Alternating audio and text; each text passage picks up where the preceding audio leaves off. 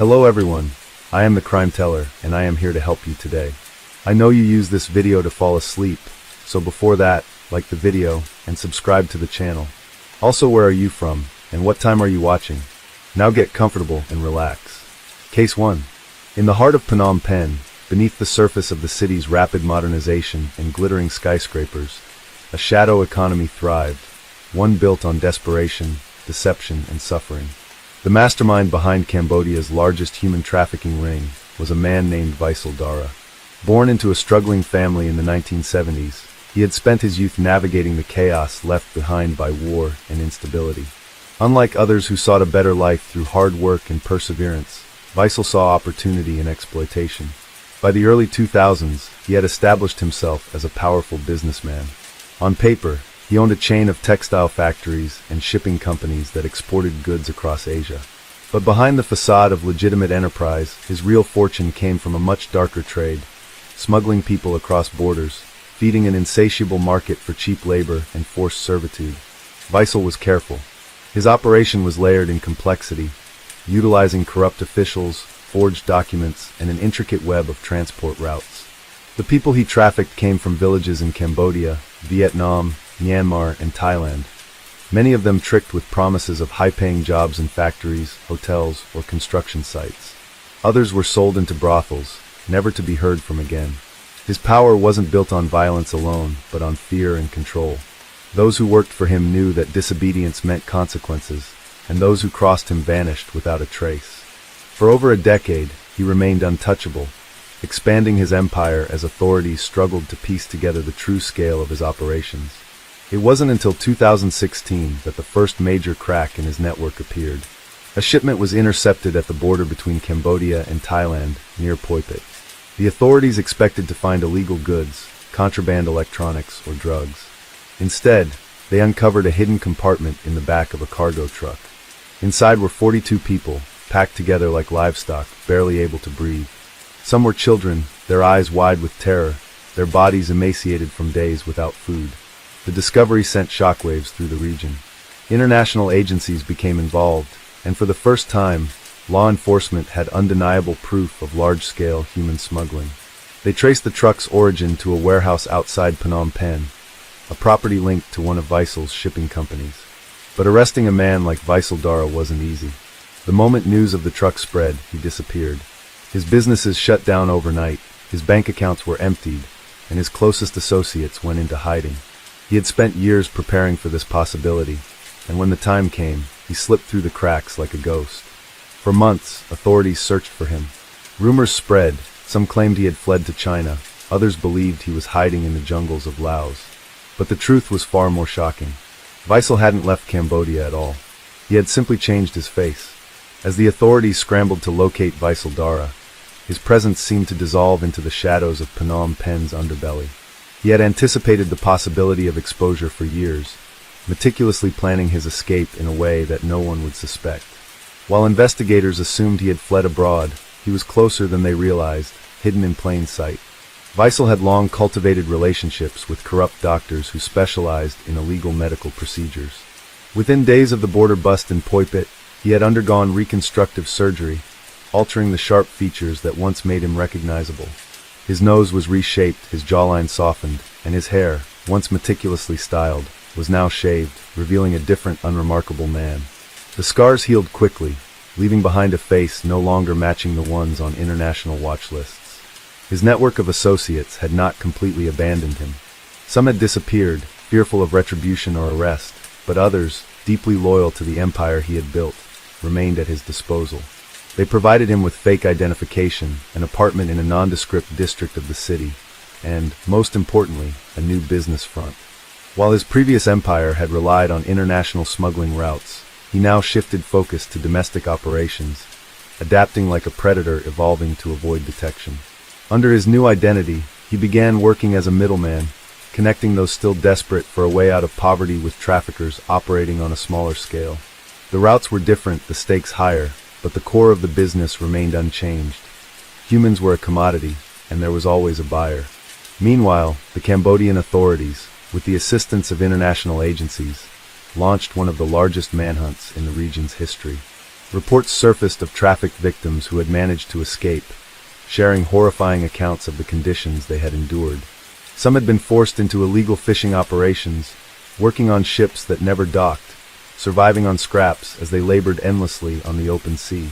Others were taken to cyber scam compounds, forced to work in fraudulent call centers where refusal meant beatings or worse.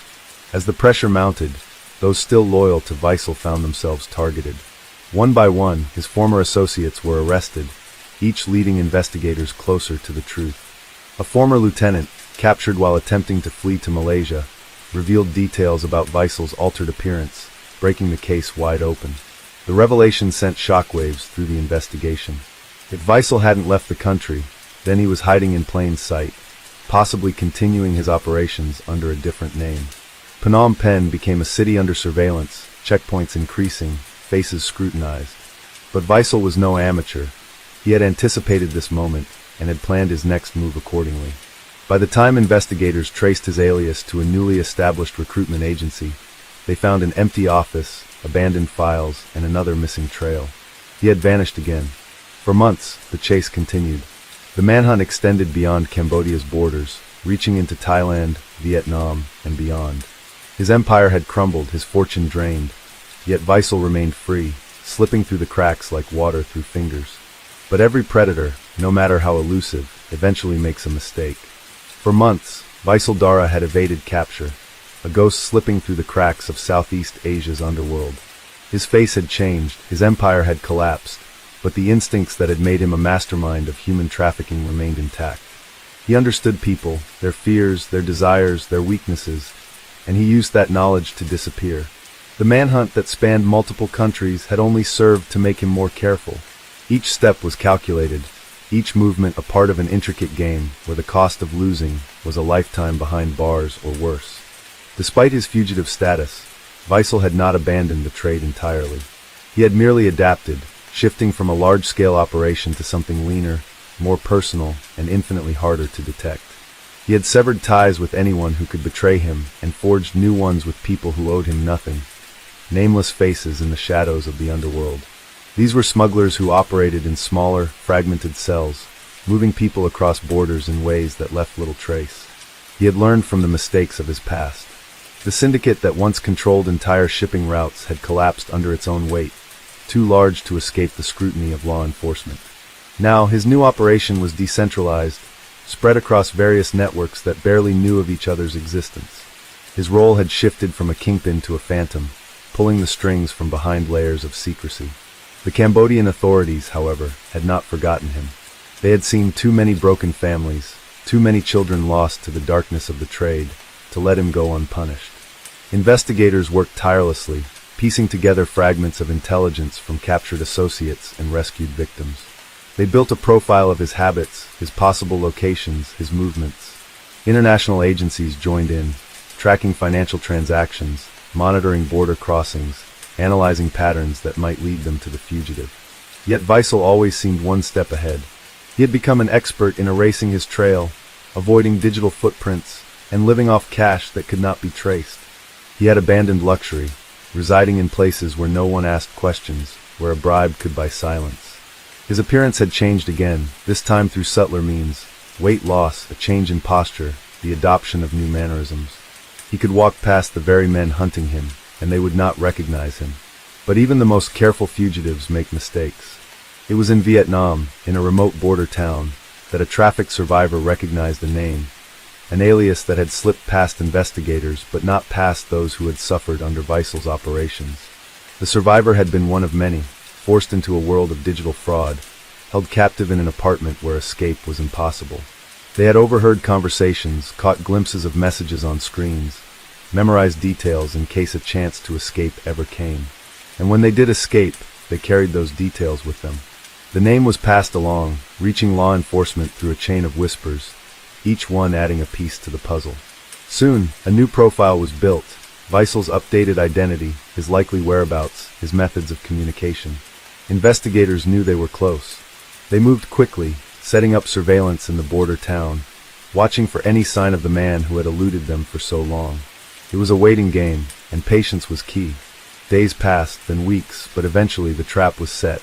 Weissel had become comfortable, believing himself untouchable once more. He had begun rebuilding his network, making new connections, slipping back into old habits. But he had underestimated the reach of those hunting him. One evening, as he entered a small cafe to meet a contact, he sensed something was wrong. The air felt heavier, the glances lingering too long. Instinct screamed at him to run, but before he could move, the room erupted.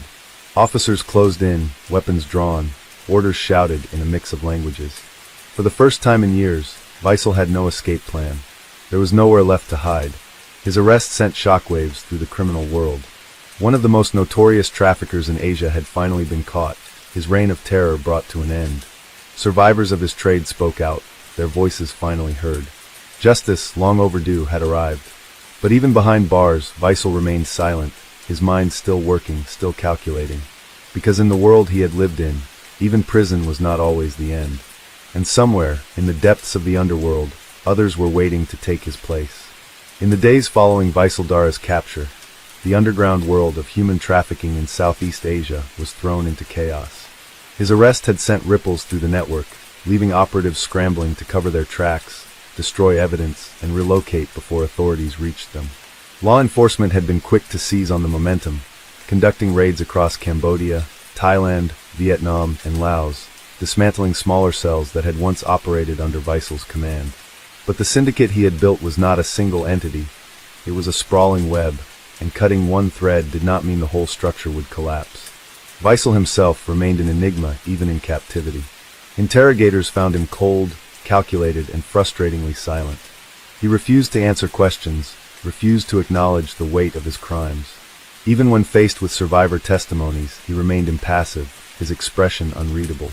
Some officers speculated that he was simply biding his time, waiting for the right opportunity. And they were right.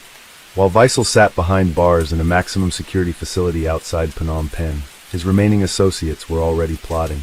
There was too much at stake, too much money, too many secrets, and too many people who could not afford for him to talk. The authorities knew this, which was why security was airtight. His prison cell was isolated, monitored around the clock. Every visitor was vetted, every letter reviewed, every interaction watched. But Weissel had not risen to power through brute force alone. He was a strategist, a man who understood human nature better than most. He did not need to escape on his own. He only needed someone on the inside willing to help. It started small, an officer who was struggling with debt, another who had a family member in need of medical treatment. Bribes were not offered outright. Rather, they were introduced as assistance, as solutions to problems that seemed otherwise insurmountable. Over time, the lines blurred. A favor here, a small oversight there. It was a slow erosion of integrity, one that Weissel orchestrated with precision. But outside the prison walls, authorities were not blind to the risk. They knew that a man like Weissel could not be left unchecked. International agencies were involved now, pushing for his extradition to face charges in multiple countries. They knew that time was against them. Every day that passed was another day his influence could spread. And then, one night, their worst fears came true. A power outage. For exactly 6 minutes, the prison plunged into darkness. Backup generators failed, an anomaly that was later determined to be the result of tampered circuits. By the time power was restored, Weissel Dara's cell was empty. The fallout was immediate. Borders were closed, airports were locked down, and roadblocks were set up across Cambodia. The manhunt that had taken years to bring him in had begun again, this time with even greater urgency.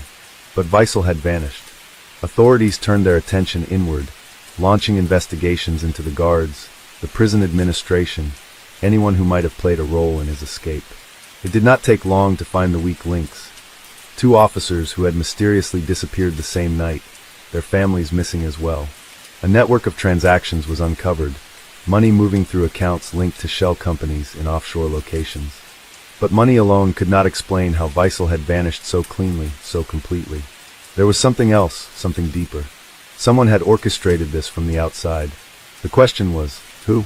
The answer came weeks later, not from law enforcement, but from an unexpected source. A survivor, one who had been trafficked years ago, whose life had been stolen by Weissel's operations, had recognized a pattern. She had spent years tracking names, mapping connections between the traffickers who had once held her captive. And now, she saw something familiar. A name, buried in financial transactions, linked to an old associate of Vaisel's. A man who had disappeared from the scene long ago, presumed dead. But he was not dead. He was waiting. And now, with Vaisel free again, the trade would continue. The fight was far from over. The search for Vaisel Dara turned into an international pursuit, with intelligence agencies and law enforcement from multiple nations pooling their resources to track his movements.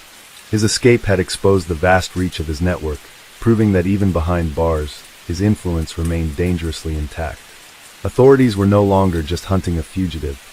They were unraveling a sophisticated criminal empire that had spent years perfecting its methods. Despite the lockdown on Cambodian borders and the intense scrutiny placed on any international travel, Vaisel had seemingly disappeared into thin air.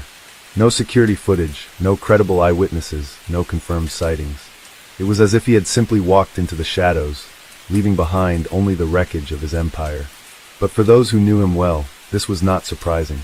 Vaisel had always operated like a ghost, preferring silence over spectacle, calculation over impulse.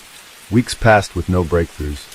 Task forces in Cambodia, Thailand, and Vietnam worked around the clock, dismantling remnants of his operations, hoping that somewhere in the chaos, a mistake would be made. They raided suspected safe houses, interrogated known associates, traced bank transactions that led to offshore accounts. But still nothing. Every lead was a dead end, every informant too terrified to speak. But then, a break came from an unexpected place. A woman, thin and gaunt, walked into the Cambodian National Police headquarters in Phnom Penh. She spoke in a quiet voice, her eyes darting nervously as she recounted her story. She had been held captive for years, trafficked across borders, forced into an existence she barely survived. She had seen Vaisel Dara before, not as a prisoner, not as a fugitive, but as a free man, sitting in the shadows of a hidden compound deep within the Cambodian jungle. She described a place that matched no known records, an estate surrounded by dense foliage, guarded by men with no uniforms but with weapons too advanced to be mere thugs. It was a place that should not exist, a fortress built in secrecy, away from the eyes of the world. And yet, it did exist. She had been there, and so had Vaisel. Authorities wasted no time. Within hours, a specialized unit was mobilized, moving quietly, avoiding leaks that could tip off the traffickers' remaining allies. Aerial surveillance struggled to pinpoint the location, the dense canopy obscuring any clear images. The jungle was not just a hiding place, it was a natural fortress, one that Vaisel had undoubtedly chosen for its ability to swallow secrets whole. The operation began at dawn. Helicopters hovered at a distance, drones deployed to scan the perimeter, soldiers moving in calculated steps through the jungle floor. They expected resistance. They anticipated a firefight, but what they found was far more unsettling. The compound was abandoned. Fires still smoldered in the pits. Bowls of half-eaten food sat untouched on wooden tables, documents scattered as if people had fled in a hurry. Someone had warned them. Someone had given them enough time to disappear, just as Vaisel always did. But this time, he left something behind. A single, handwritten note sat on the desk inside what appeared to be the main building. It was written in Khmer, the ink still fresh. It read, "I told you, you will never find me." The weight of those words settled heavily on the investigators. Vaisel was not just a fugitive. He was a man who had mastered the art of evasion. He had built an empire that could function without his direct presence, an empire that had now slipped into the shadows with him. The raids continued. Across Southeast Asia, suspected hideouts were dismantled, operations disrupted. But for every door that was kicked open, another one was sealed shut. Survivors were rescued, but the masterminds remained untouchable. The woman who had come forward disappeared days later. Authorities found her room empty, her belongings left behind as if she had never planned to leave voluntarily. There was no sign of forced entry, no trace of struggle. She was simply gone. The message was clear, Vaisel Dara was still in control. Months turned into years, and his name faded from the headlines. New cases took precedence, new criminals rose in his absence. But those who had hunted him never truly stopped searching. They knew that somewhere in the depths of an unknown jungle, behind the walls of an undiscovered stronghold, the architect of one of the largest human trafficking rings in Asia was still watching, still waiting. And they knew that one day he would surface again. Years passed, but the ghost of Vaisel Dara never truly disappeared. His empire had been shaken, its foundations cracked by the relentless pursuit of law enforcement, but it had not been eradicated. Like a hydra, Every severed head only seemed to give rise to another. The trafficking routes remained active, albeit more covert, shifting locations like shadows under moonlight. The jungles of Cambodia, once believed to be his sanctuary, no longer held the same power they once did. But the world was vast, and Weissel was not a man bound by borders. The task force dedicated to his capture had long since been disbanded, its resources allocated elsewhere. Reports of his activities dwindled, until they became nothing more than whispers in the underworld. Some believed he had been killed by his own men, a casualty of power struggles within the remnants of his organization. Others speculated he had changed his identity, slipped into another country, perhaps even walked among the wealthy elite who had once funded his operations. But those who truly knew Weissel knew the truth. He was still out there, watching, waiting, planning. Then, seemingly out of nowhere, a chilling discovery was made. On the banks of the Mekong River, near the border between Cambodia and Laos, a group of fishermen stumbled upon a makeshift burial site. What they first thought to be another tragic victim of the river's current soon turned into something far more sinister. The grave was shallow, hurriedly covered, as if whoever had buried the bodies had done so in desperation. When authorities arrived, they uncovered dozens of remains, all showing signs of severe abuse. Forensic examination confirmed their worst fears. These were victims of human trafficking, their bodies discarded once they were no longer of use. Some had been dead for months, others only weeks. Among the remains, a single piece of evidence sent shivers through the investigators. A pendant, engraved with a symbol known only to those who had chased Weissel Dara for years. It was his mark. The discovery reignited a dormant investigation, pulling former agents and officers back into the fray. It was no longer just about capturing a fugitive. It was about stopping a cycle that had continued in the dark for too long. Survivors began to speak out once more. Women, men, even children, who had been trapped within a system they thought they would never escape. Many described the same horrors: forced labor, imprisonment, exploitation.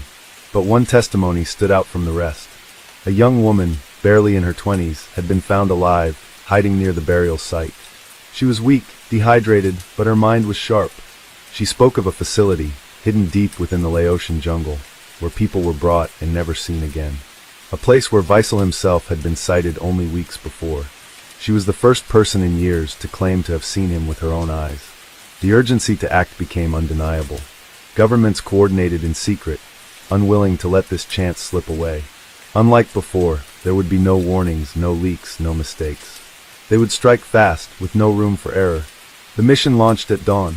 Helicopters cut through the mist, soldiers moved with precision. The jungle was thick, almost suffocating, but they pressed forward. What they found was worse than anyone had anticipated. The facility was not just a holding site. It was an operational hub, a processing center where people were categorized, separated, and sent to destinations unknown. The captives they found were in dire conditions, many too weak to even speak.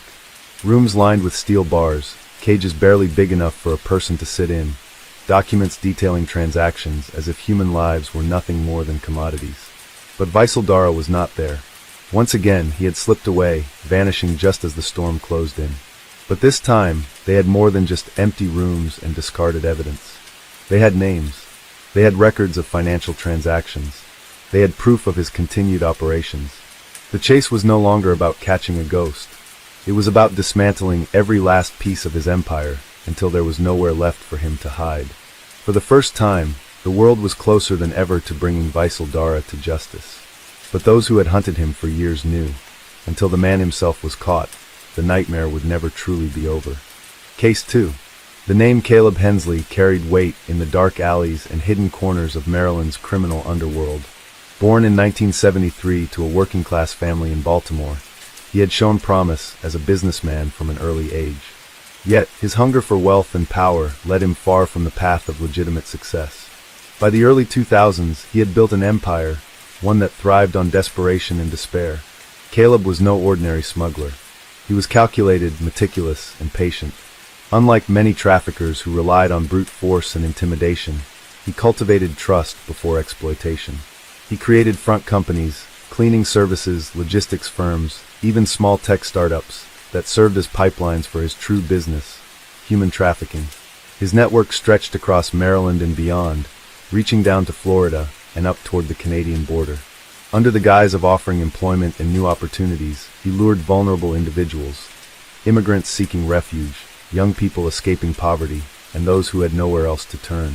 Some arrived willingly, desperate to believe his promises of a better life. Others were coerced, trapped in a system that did not care whether they lived or died. By 2012, his operations had reached an unprecedented scale. Authorities were aware of rising human trafficking cases in Maryland, but they had no idea how deeply embedded the problem had become. Victims arrived from all over the world: Mexico, El Salvador, the Philippines, even Eastern Europe. Many were forced into labor, cleaning luxury homes in wealthy neighborhoods, or working grueling shifts in restaurants and construction sites. Others suffered fates far worse, locked away in hidden apartments scattered across the state. Caleb's power lay in his invisibility. He rarely handled operations directly, instead employing layers of intermediaries, each knowing only fragments of the larger scheme. He was always a step ahead, keeping his name off any incriminating documents, and ensuring that those who worked for him remained disposable. If an associate was arrested, another would take their place within days. Yet, for all his caution, cracks began to form. The first sign of trouble came in 2013, when a woman named Marisol was discovered in a basement in Silver Spring. She had escaped through a rusted ventilation shaft after being held captive for nearly 2 years. Malnourished and terrified, she had managed to flag down a passing motorist, who immediately called the police. Marisol's testimony was harrowing. She had been promised a job as a housekeeper, but was instead locked in a small room, forced to work without pay and subjected to relentless abuse. She spoke of other women, some of whom had disappeared without a trace. The discovery sent shockwaves through the community. Activists demanded action, and law enforcement intensified their efforts. Yet, Caleb remained untouchable. His name did not appear in any of the recovered records, and those arrested refused to speak. They feared him more than they feared prison. But something had changed. The illusion of invincibility had been shattered. Federal agencies became involved, launching an extensive investigation into suspected trafficking routes. Over the next year, they uncovered a pattern: transported victims, unregistered properties, and money flowing through shell companies that led back to Maryland. The evidence pointed to a central figure orchestrating it all, but they still lacked a direct link to Caleb. Then, in late 2014, a breakthrough came from an unexpected source. A mid-level enforcer in Caleb's organization, a man named Travis Monroe, was arrested in a routine traffic stop. Found with false identification and a suspicious ledger, he quickly realized his options were limited. Facing decades behind bars, he made a decision few had dared before. He talked. Monroe's confession was explosive. He detailed how Caleb's operation functioned, from recruitment to distribution. He described hidden compartments in cargo trucks, coded messages between traffickers, and drop-off locations that had gone unnoticed for years. He gave investigators their first real look at the scope of the network. The hunt for Caleb Hensley intensified. Wiretaps, undercover operatives, financial tracking, every tool at the government's disposal was deployed. Finally, in early 2015, after months of surveillance, authorities executed a raid on a luxury waterfront estate in Annapolis. What they found was chilling. The estate was more than just a residence. Beneath the lavish exterior, hidden beneath reinforced walls, were quarters designed to hold people. Multiple individuals were discovered in varying states of distress, some barely able to speak, others too frightened to believe they had truly been rescued. But Caleb was gone. He had disappeared just hours before the raid, slipping away as if he had known it was coming. Some speculated he had received a warning. Others believed he had always maintained an escape plan. Regardless, the manhunt was on. For months, law enforcement combed the country, tracking leads from Miami to Chicago, yet he remained elusive. Then, in late 2015, an anonymous tip led authorities to a remote property in the Appalachian foothills. A tactical team moved in, surrounding the cabin where he was believed to be hiding. This time, there was no escape. Caleb was found alone, attempting to burn documents in a fireplace. He was arrested without incident, though his silence spoke volumes. He knew that no matter what he said, the evidence against him was overwhelming. The trial that followed was one of the most publicized in Maryland's history. Survivors testified, revealing the horrors they had endured. Financial records painted a picture of a man who had profited off the suffering of others for years. The prosecution left no doubt. Caleb Hensley was the mastermind behind one of the largest human trafficking operations the state had ever seen. In 2017, he was sentenced to life in prison without the possibility of parole. But for many, the scars of his crimes would never fully heal. Families remained shattered, and some victims were never found. Caleb may have been brought to justice, but his legacy was a grim reminder of the darkness that could fester in plain sight. The case led to sweeping reforms, stricter laws, and a renewed commitment to combating human trafficking. Yet, even as the world moved on, those who had lived through it would never forget. Caleb Hensley sat in the cold, sterile courtroom, his face devoid of emotion as the prosecution detailed the full extent of his crimes. The air inside was heavy, thick with the weight of the suffering he had inflicted on countless victims. The jury listened intently, their expressions shifting between horror and disbelief. Survivors took the stand one by one, their voices trembling as they recounted the years of captivity, forced labor, and fear. Each testimony added another layer to the already overwhelming mountain of evidence against him. But Caleb never flinched. He never reacted. His silence was unnerving, as if he had already resigned himself to his fate. Outside the courthouse, reporters crowded the steps, their cameras flashing, their voices overlapping as they fed updates to the world. This was more than just a trial. It was a reckoning. The public demanded answers, justice, and above all, accountability. How had this gone unnoticed for so long? How had one man managed to orchestrate an empire of human trafficking without being detected? Questions swirled, and although authorities had finally captured the elusive mastermind, the damage had already been done. Families remained torn apart, and for many victims, justice could never truly undo what had been taken from them. The prosecution meticulously laid out the timeline of Caleb's crimes, starting from the early 2000s when he had first begun experimenting with illegal smuggling routes. Initially, his operations had been small, moving a few people at a time through concealed compartments and vehicles, hidden inside legitimate shipments. But as demand grew, so did his ambition. He began forging connections with corrupt officials, bribing his way through inspections, and establishing a network so intricate that it functioned like a well-oiled machine. By the mid-2010s, he was no longer just a trafficker. He was an industry leader in a criminal enterprise worth millions. His victims came from all corners of the world. Many were lured through false promises of jobs, education, or a fresh start in the United States. Once in his grip, they became commodities, stripped of their identities, their passports confiscated, their movements controlled. Some were forced into grueling labor in hidden factories, sweatshops, and elite private residences. Others were trapped in an even darker underworld, their freedom reduced to a mere illusion. Investigators had spent years trying to piece together the full scope of Caleb's operation, but it was nearly impossible. He had perfected the art of erasing his tracks, using layers upon layers of intermediaries to shield himself from scrutiny. He never used phones, never sent emails. Transactions were handled in cash, instructions delivered through word of mouth. By the time law enforcement had caught up, he had already destroyed much of the evidence, ensuring that even if he fell, the full scale of his empire would never be completely uncovered. But despite his best efforts, cracks had begun to show.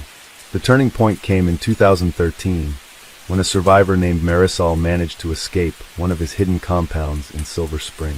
Her account sent shockwaves through the country. She described a life of endless captivity, where women were rotated between locations, their existence known only to a handful of people. They were treated like inventory, not human beings. Some had been there for years, their families back home left to wonder if they were dead or alive. Marisol's escape ignited a firestorm of outrage, prompting federal agencies to pour resources into dismantling Caleb's network. What they uncovered was staggering. Properties linked to his businesses spanned multiple states, from Maryland to Florida, each containing evidence of illicit activities. Ledgers detailed coded transactions, marking payments for deliveries and inventory adjustments. Vehicles outfitted with hidden compartments were seized, their interiors showing signs of having transported people in inhumane conditions. Even with this overwhelming evidence, Caleb remained untouchable. His name did not appear in any official documents, and those arrested refused to implicate him. He had instilled a fear so deep that even when faced with decades behind bars, his subordinates chose silence over betrayal. But his downfall came not from law enforcement, but from within his own organization. In 2014, a man named Travis Monroe, a mid-level enforcer in Caleb's ranks, was arrested on unrelated charges. A routine traffic stop had uncovered forged identification, stacks of cash, and a notebook filled with cryptic notes. At first, Monroe refused to speak. He knew what happened to those who crossed Caleb, but as prosecutors piled on the charges, threatening him with a lifetime in prison, he cracked. His confession was the key authorities had been waiting for. He revealed the internal structure of Caleb's operation, the drop-off points, the hidden warehouses, the coded messages. He named names, pointing to the individuals responsible for specific routes and safe houses. Most importantly, he placed Caleb at the center of it all. With this information, law enforcement moved swiftly. Surveillance was ramped up, wiretaps were initiated, and financial forensics traced the flow of money back to Caleb's accounts. In early 2015, a coordinated raid was launched on his estate in Annapolis. What authorities found was a grotesque display of wealth, built on the suffering of others.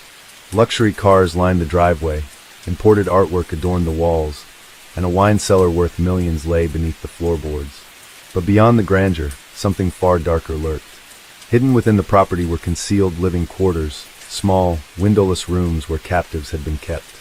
Locks reinforced from the outside, surveillance cameras trained on every door, ensuring that no one could leave without permission.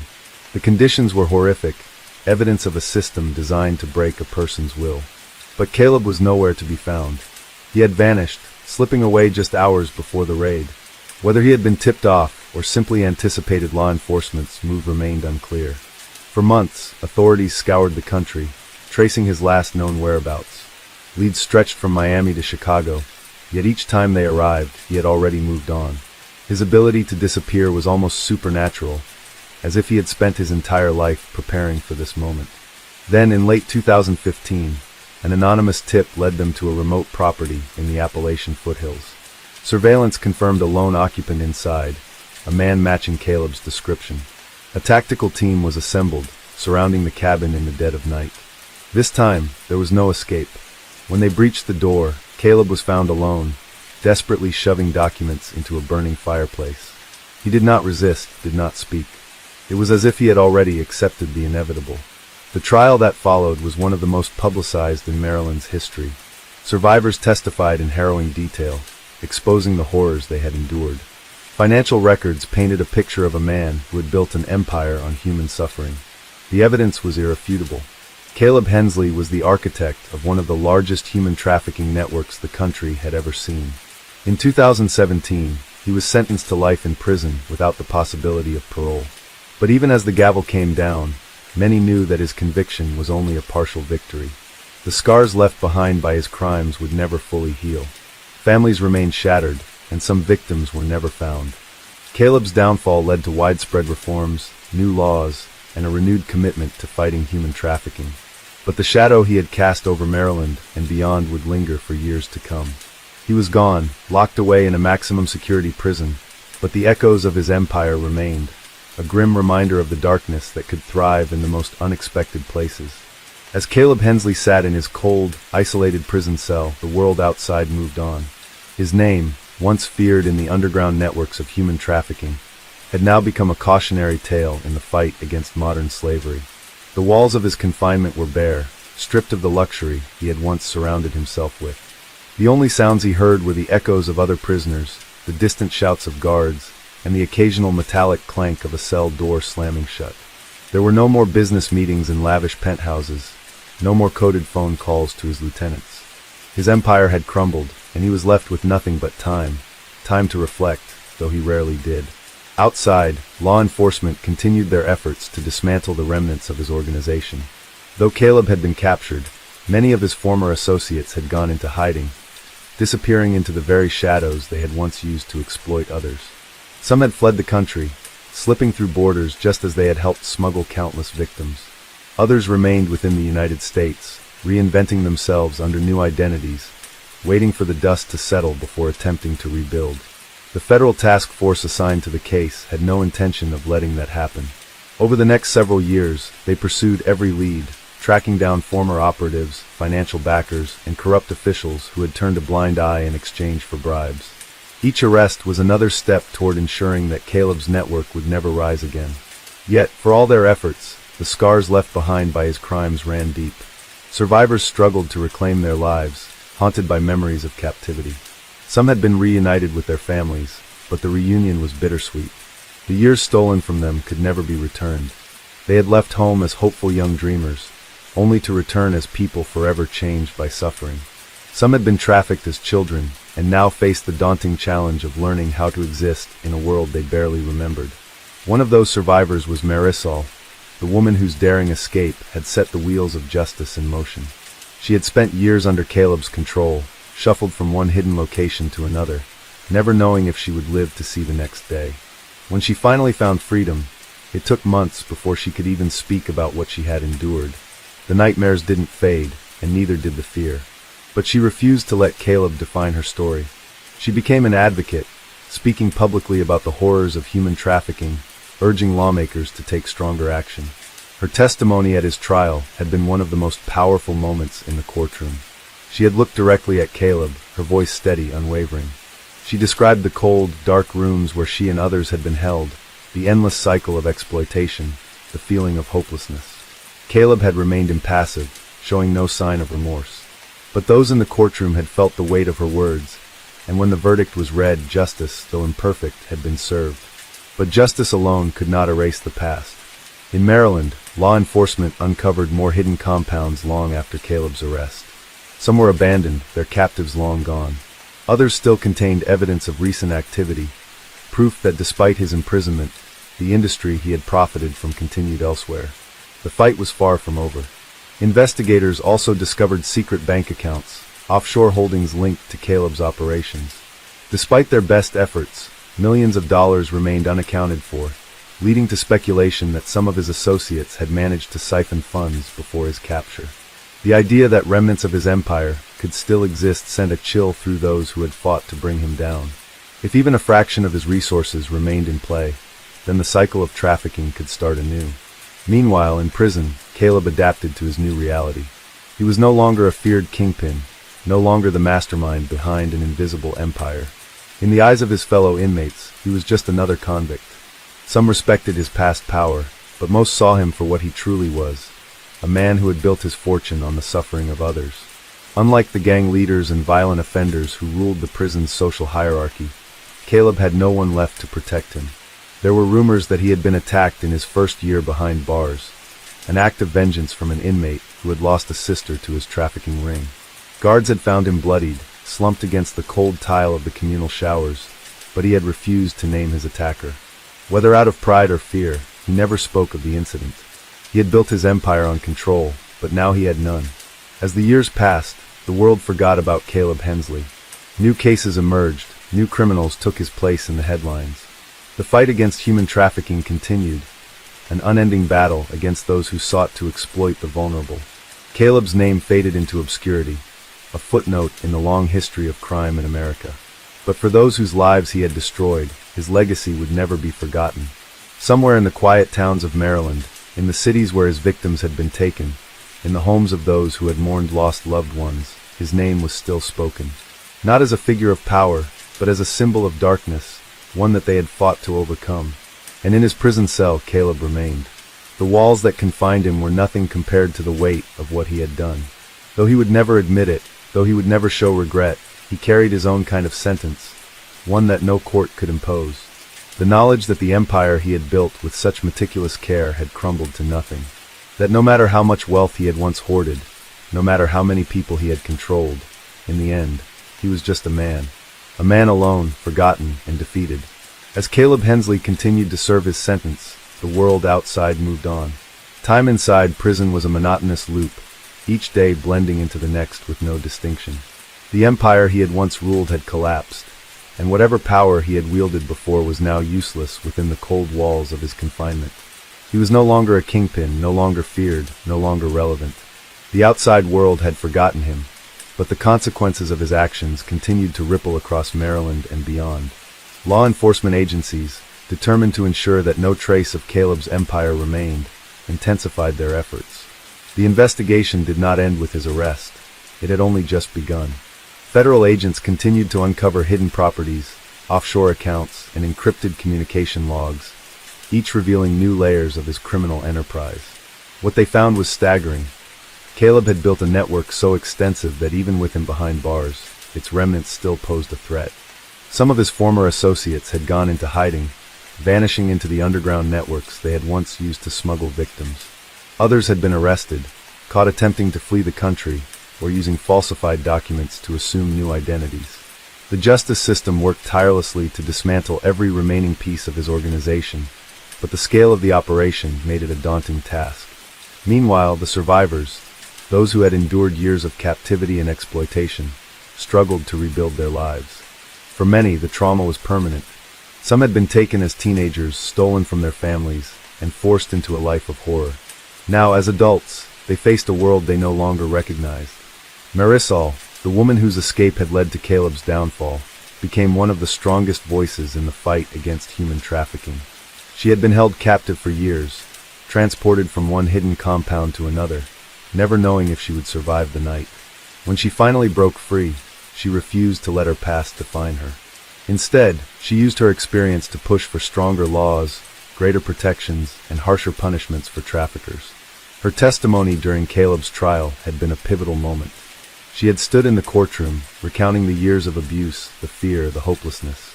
She had spoken directly to Caleb, her voice unwavering, her words slicing through the courtroom like a blade. He had shown no emotion, no sign of remorse. But those who heard her story would never forget it. Even after the trial, Marisol continued to work with law enforcement, helping to identify other traffickers, exposing their methods, and guiding survivors through the difficult path of recovery. She knew that Caleb was only one piece of a much larger problem. Human trafficking was an industry that thrived in the shadows, fueled by corruption, greed, and the exploitation of the vulnerable. Despite Caleb's imprisonment, law enforcement discovered that some of his financial backers were still active. Wealthy investors, corrupt officials, and businessmen who had profited from his operations continued to operate in secrecy. These individuals had never set foot inside a trafficking compound, never physically harmed a victim, yet their money had fueled the machine that Caleb had built. Tracking them down proved to be one of the most challenging aspects of the investigation. One such individual was Richard Calloway, a powerful real estate developer in Maryland. He had publicly distanced himself from Caleb's empire, but financial records showed a different story. Hidden transactions, offshore accounts, and connections to shell companies all pointed to his involvement. He had laundered money for the trafficking ring, using his legitimate businesses as a front to clean the profits from Caleb's illegal trade. When federal agents confronted him, he denied everything. He had the best lawyers money could buy, and for a while, it seemed as though he might escape justice. But investigators were relentless. They followed the money, uncovering records that tied him directly to Caleb's network. In a high-profile trial, Calloway was finally convicted, sentenced to decades in prison. His downfall sent a clear message. No matter how powerful or untouchable someone seemed, the law would catch up to them. Meanwhile, Caleb's time in prison grew increasingly difficult. Without his wealth and influence, he was nothing more than another inmate. The respect he had once commanded had vanished, and in its place was the reality of life behind bars. The walls of his cell were unyielding, the days long and empty. His past meant nothing to the other prisoners, most of whom despised traffickers more than any other criminals. Rumors spread that he had been attacked multiple times, targeted by those who saw him as weak, despised by those who knew what he had done. The guards didn't care. To them, he was just another inmate, another name on a list. The power he had once wielded had disappeared, leaving him with nothing but the weight of his crimes. Years passed, and the world continued to move forward. New cases emerged, new criminals took Caleb's place in the headlines. But for the survivors, the pain remained. The scars left by his actions could never fully heal. Marisol continued her work, determined to make sure that no one else would endure what she had. She traveled across the country, speaking to lawmakers, advocating for stronger protections, working with law enforcement to dismantle trafficking networks. She refused to let Caleb's story be forgotten, not as a tale of power, but as a warning.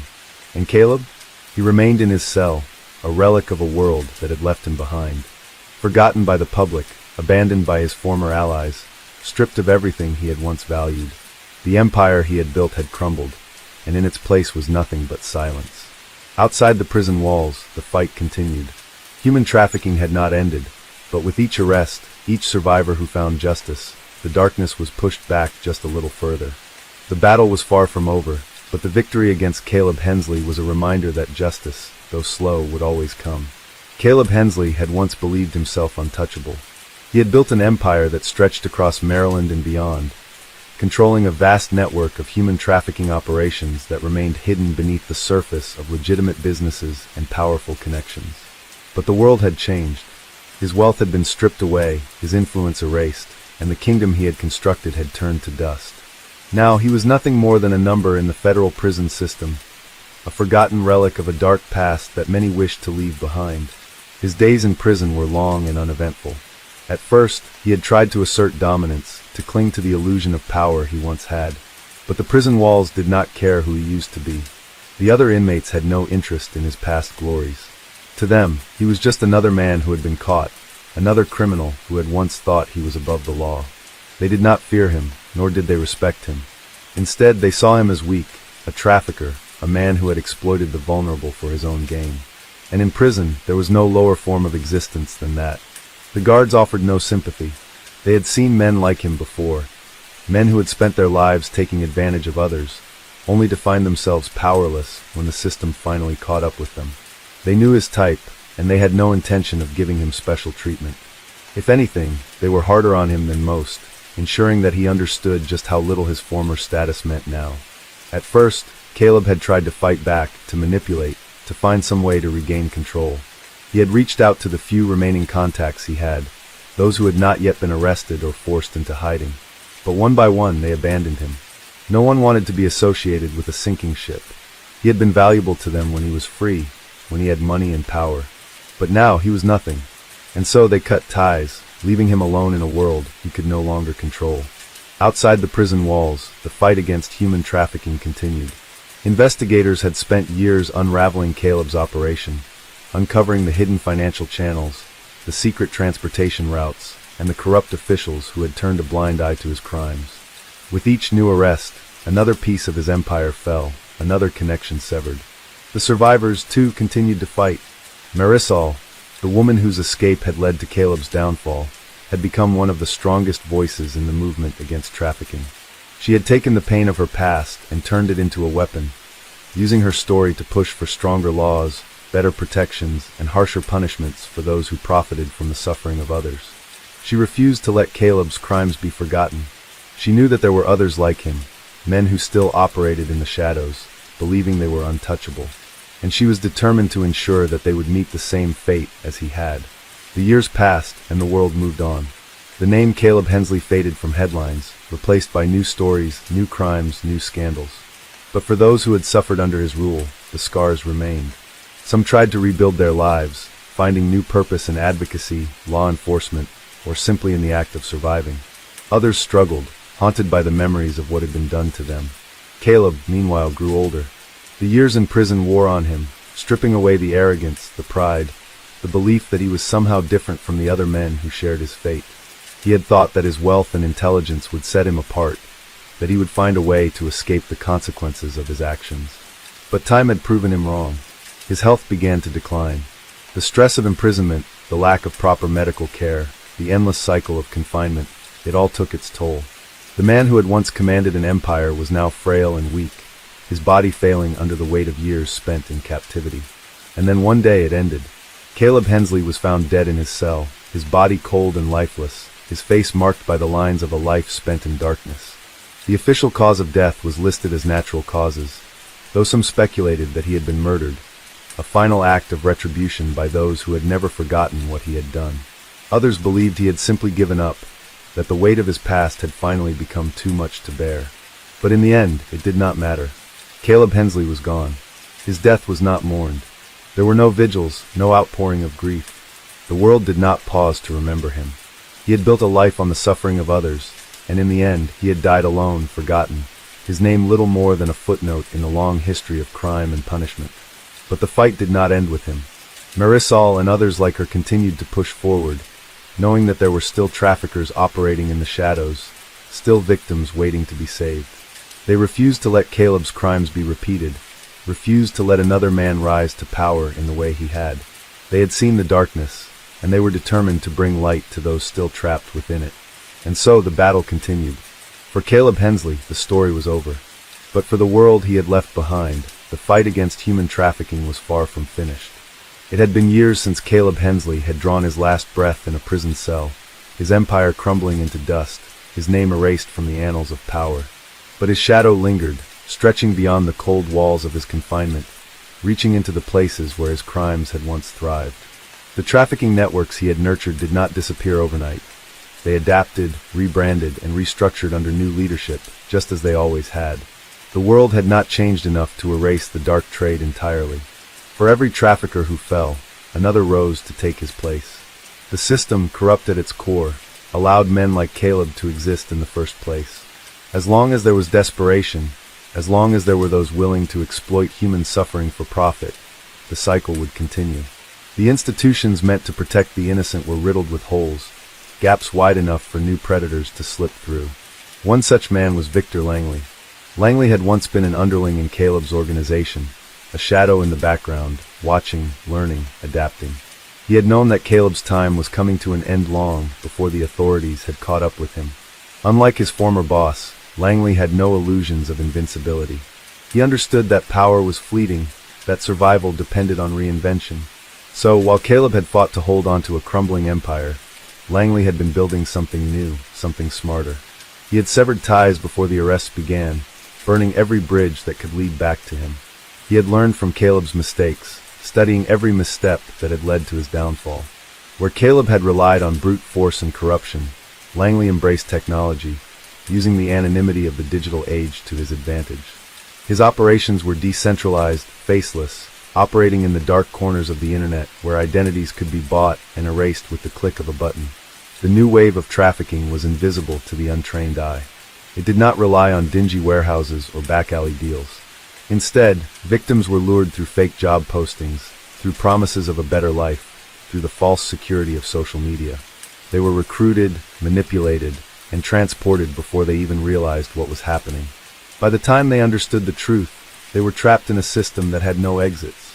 Marisol had never stopped fighting. Even years after Caleb's death, she had remained at the forefront of the battle against human trafficking, using her voice to expose the evolving nature of the trade. She had seen firsthand how the methods had changed, how traffickers had become smarter, more elusive. It was not enough to take down one man. The entire system had to be dismantled, root and stem. Langley knew her name. He had studied her, just as he had studied Caleb. He knew that she was dangerous in ways the authorities were not. She did not operate under bureaucracy, under the weight of slow-moving institutions. She was relentless, willing to go where others would not, to shine light into the darkest corners. And that made her a threat. For years, Langley had stayed in the shadows, moving his operations across borders, shifting identities, always staying one step ahead. But the pressure was mounting. Investigations were closing in, and Marisol was at the center of it. Her work had exposed weaknesses in his networks, disrupted his supply chains, forced him to abandon entire routes. He knew that he had two options: disappear completely or remove the threat.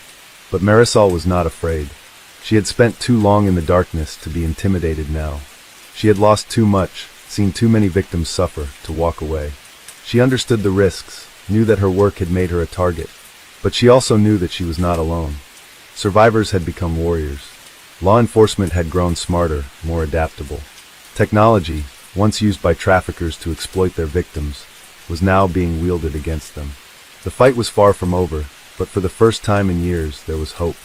Langley would fall, just as Caleb had, and when he did, there would be another to take his place.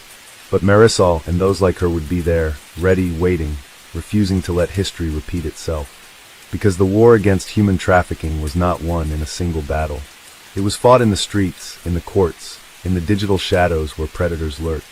It was fought by those who refused to be silenced, by those who had once been victims but now stood as warriors. And as long as they stood, the traffickers would never be safe. Case 3. It was a world that most people never saw, a hidden undercurrent of despair beneath the bright lights of the Las Vegas Strip. Behind the towering casinos, the neon glow, and the ceaseless music, there existed a trade far older and far darker than the city itself. It was a trade built on broken promises and shattered lives, where people were not seen as human beings, but as commodities to be bought, sold, and discarded. And at the helm of one of the largest human smuggling rings in Nevada's history stood Vince Calderon. Calderon had grown up in the underbelly of Las Vegas, raised in a world where power meant survival and money was the only law that mattered. He was not born into wealth, nor did he inherit a criminal empire.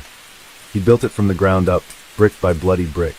Starting as a small-time hustler in his teenage years, he had quickly learned that drugs and weapons were not the most lucrative businesses in the city.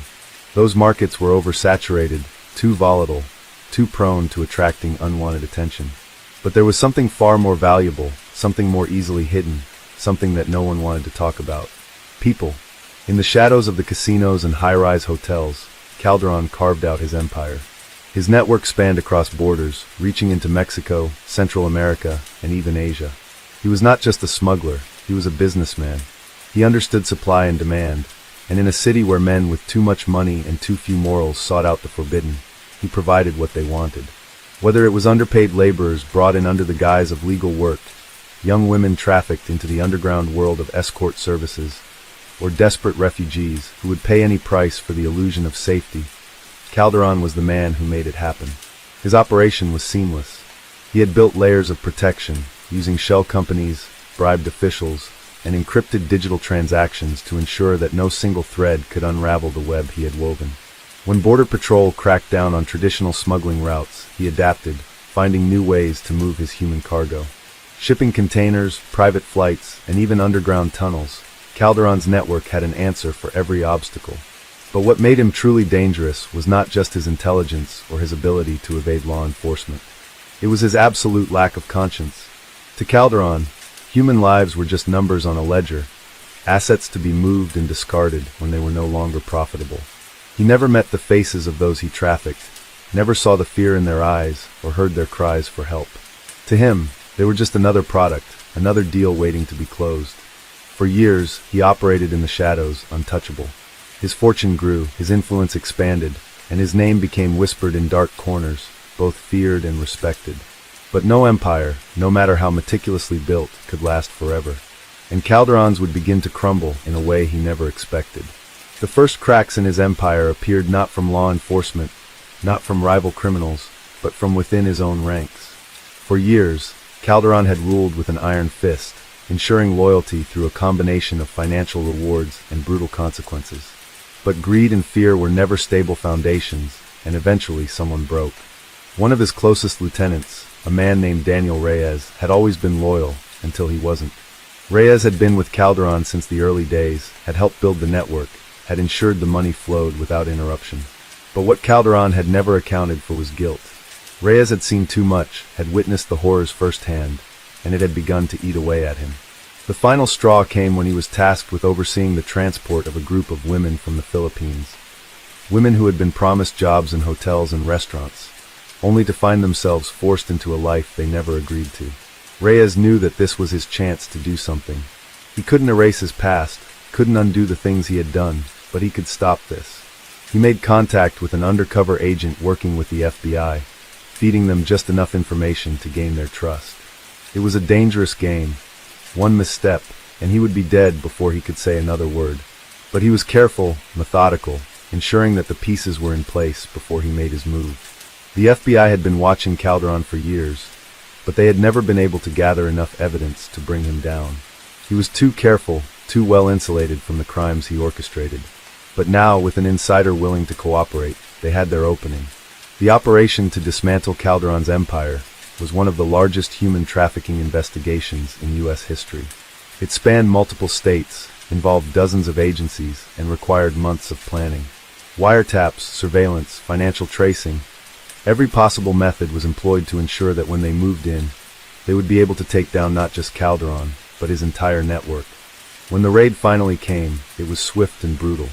In the early hours of the morning, federal agents stormed Calderon's various properties, seizing documents, arresting associates, and freeing dozens of victims. In a penthouse suite overlooking the Las Vegas Strip, Calderon himself was taken into custody, his empire crumbling around him. For the first time in his life, he had lost control. The trial that followed was one of the most highly publicized in Nevada's history. Survivors testified against him, painting a picture of unimaginable horror. Reyes, now in protective custody, provided key testimony that sealed Calderon's fate. When the verdict was read, there was no surprise: life without the possibility of parole. The man who had once believed himself untouchable would spend the rest of his days in a concrete cell, stripped of the power he had spent a lifetime amassing. But even as Calderon disappeared into the prison system, the scars he left behind remained. The victims he had trafficked would never truly be free of the trauma they endured, and the city that had allowed his empire to thrive would continue to grapple with the reality that human trafficking was not just a distant problem. It was here, hidden in plain sight, beneath the glittering lights of Las Vegas. And so the fight continued. The fall of Vincent Calderon sent shockwaves through the underworld of Nevada, but as the dust settled, it became clear that dismantling his empire was only the beginning. The FBI had arrested dozens of individuals connected to his operation, but the reality of human trafficking was far more complex than just removing a single leader. Calderon had built a network that was not just reliant on his direct control, but had become a self-sustaining machine.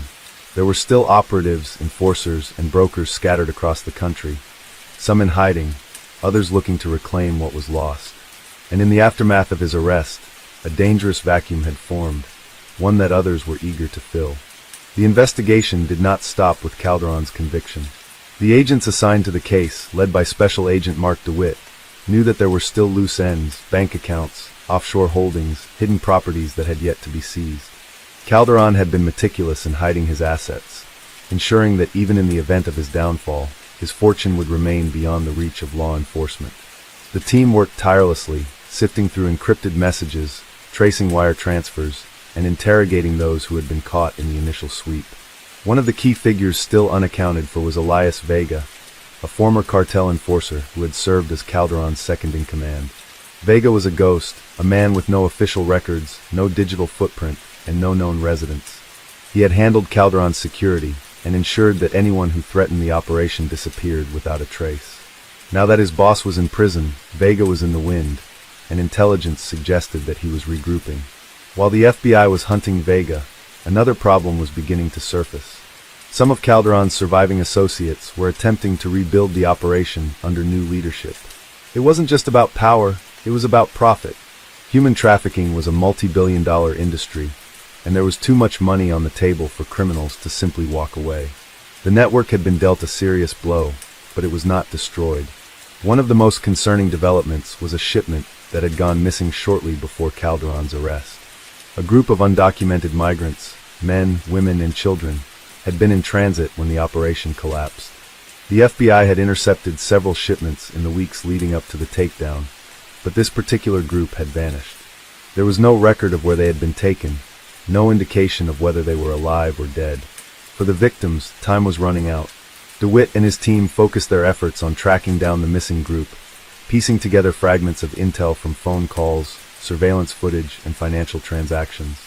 A breakthrough came when they discovered that one of Calderon's safe houses in the Nevada desert had been raided by an unknown faction shortly after his arrest. Whoever had taken over the operation had seized the remaining assets before law enforcement could reach them. As they followed the trail, it led them to an abandoned warehouse outside of Reno. It was a desolate, isolated location, perfect for those who wanted to operate unseen.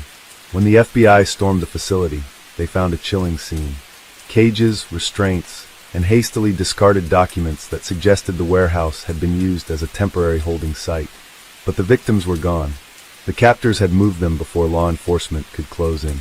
With every lead they uncovered, it became clear that Calderon's arrest had not stopped the trade. It had simply made it more desperate, more reckless. The criminals who remained were not as careful as Calderon had been. They were making mistakes, leaving behind traces that the FBI could follow. But for every lead they found, there was another dead end, another missing piece. As the investigation continued, whispers began to surface in the underground networks. Someone was looking to take Calderon's place. A new name emerged, Diego Alvarado.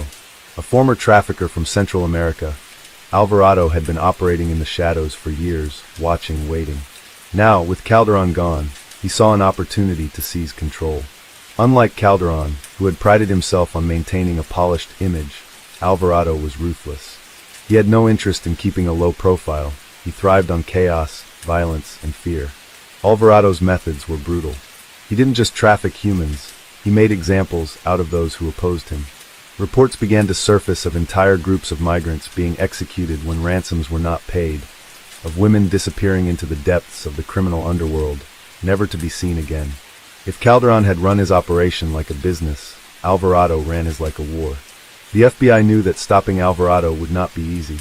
He was not based in the United States. His network spanned multiple countries, making it difficult to track his movements. But there was one weakness they could exploit. Unlike Calderon, who had operated through intermediaries, Alvarado was known to be hands-on. He liked to oversee high-value transactions personally, and the FBI had intercepted intel that suggested he was planning a major deal in the coming weeks. A shipment of over 50 individuals set to be smuggled into the U.S. The operation to capture Alvarado would require coordination between multiple agencies, including Homeland Security and local law enforcement. Every detail had to be perfect. If they failed, Alvarado would disappear, and dozens more would be lost. The sting operation was set in motion. Agents posed as buyers, setting up a meeting with Alvarado's brokers. The location was a remote airstrip outside of Las Vegas, where private planes could land undetected. It was the perfect setting for a high-stakes transaction. Surveillance teams were stationed at key vantage points, ready to strike the moment confirmation was given. As the night of the deal approached, tension ran high. The FBI had only one shot at this.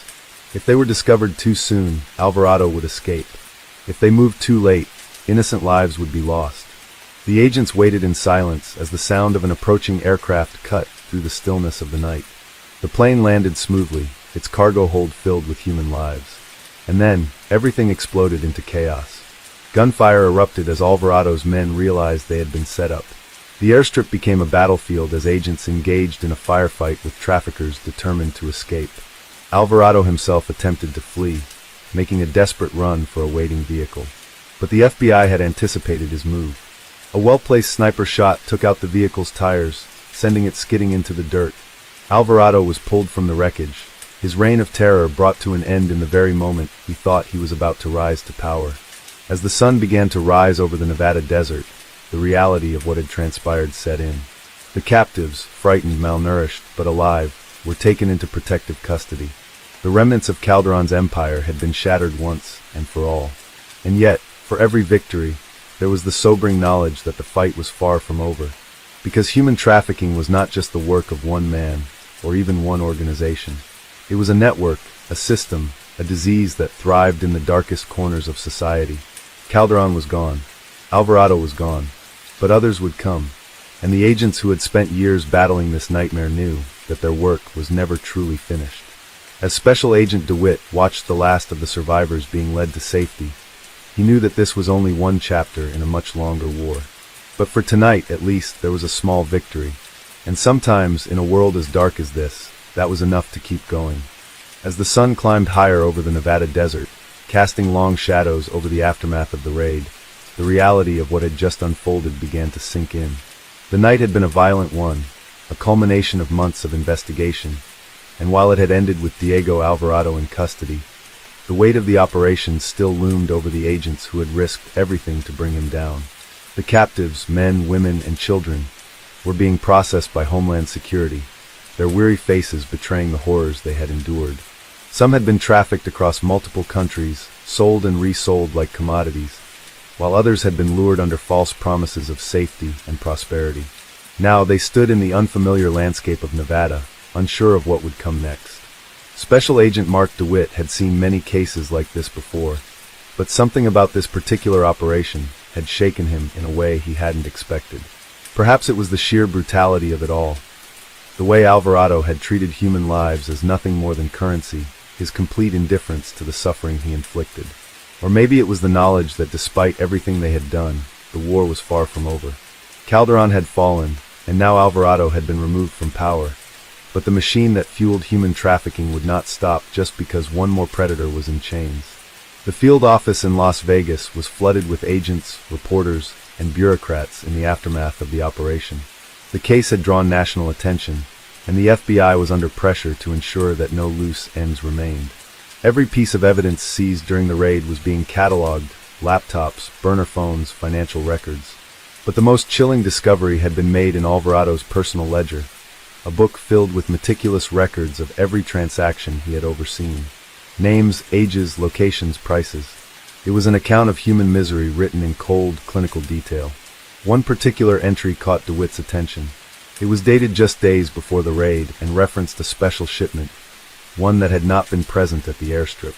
It listed 20 individuals, their identities unknown, marked with a symbol that had not appeared anywhere else in the records. A small, red circle. DeWitt felt a pit form in his stomach. Whoever these people were, they had been separated from the rest, sent elsewhere for reasons he couldn't yet understand.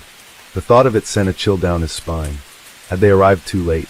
Had Alvarado already sold them off to another buyer? The FBI's victory was beginning to feel hollow. The weight of unfinished business pressed against DeWitt's chest as he turned to his team. "We need to find them," he said, his voice firm. "Before it's too late." The search for the missing 20 became the team's top priority. Analysts combed through the seized data, looking for any clue as to their whereabouts. The traffickers who had been arrested during the raid were interrogated, but none of them seemed to know. Or, if they did, they were too afraid to talk. Then, a breakthrough came in the form of a name, Santiago Mendez. He was a mid-level operative who had worked under both Calderon and Alvarado, but had managed to slip through the cracks when the FBI dismantled the network. He wasn't a boss, nor was he a high-value target, but he had been responsible for logistics, coordinating transport, securing locations, ensuring shipments moved undetected. If anyone knew where the missing 20 had been taken, it was him. Tracking Mendez down was no easy task. Unlike Alvarado, who had thrived in chaos, Mendez was cautious. He had spent years perfecting the art of disappearing, using multiple aliases and constantly changing locations. But the FBI had an advantage: money.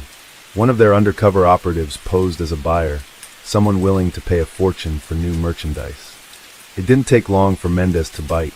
The meeting was set at a secluded motel on the outskirts of Phoenix, Arizona. It was the kind of place where people went to disappear, a forgotten relic of a bygone era, its neon sign flickering weakly in the night. Agents were positioned in nearby rooms, weapons ready, as the undercover operative walked inside to meet Mendez. The transaction was supposed to be simple, a discussion of business and negotiation. But Mendez, paranoid and desperate, made a fatal mistake. He saw something in the operative's demeanor that didn't sit right with him, a flicker of hesitation, a glance that lasted just a second too long. His hand moved toward his waistband, toward the gun he had concealed beneath his jacket. But before he could draw, the door burst open, and within seconds he was on the ground, a pair of handcuffs locking his wrists behind his back. Back at the field office, Mendez sat in an interrogation room, his face covered in sweat. He was cornered, and he knew it. He had seen what happened to people who crossed the FBI, and he had also seen what happened to those who betrayed men like Alvarado. "You're going to prison," DeWitt told him, his voice calm but firm. "That's a guarantee. But whether you spend the rest of your life there or walk out someday depends on you." Mendez hesitated. He had no love for Alvarado, no loyalty to the network. He had worked for them because it paid well, but now that life was over. He had only one card left to play. "There's a ranch," he finally said, "south of the border. That's where they took them. A location. A chance." It was all the FBI needed. The next 72 hours were a blur of coordination between U.S. and Mexican authorities. The ranch was heavily guarded, owned by a cartel that had long been involved in trafficking. It was a fortress, a place where people disappeared. If they didn't act fast, the missing 20 would vanish forever. The raid was set for the dead of night. A convoy of vehicles approached the property, agents moving with precision and silence. The compound was surrounded by high walls, with armed guards patrolling the perimeter. But they were not prepared for the full force of a coordinated strike.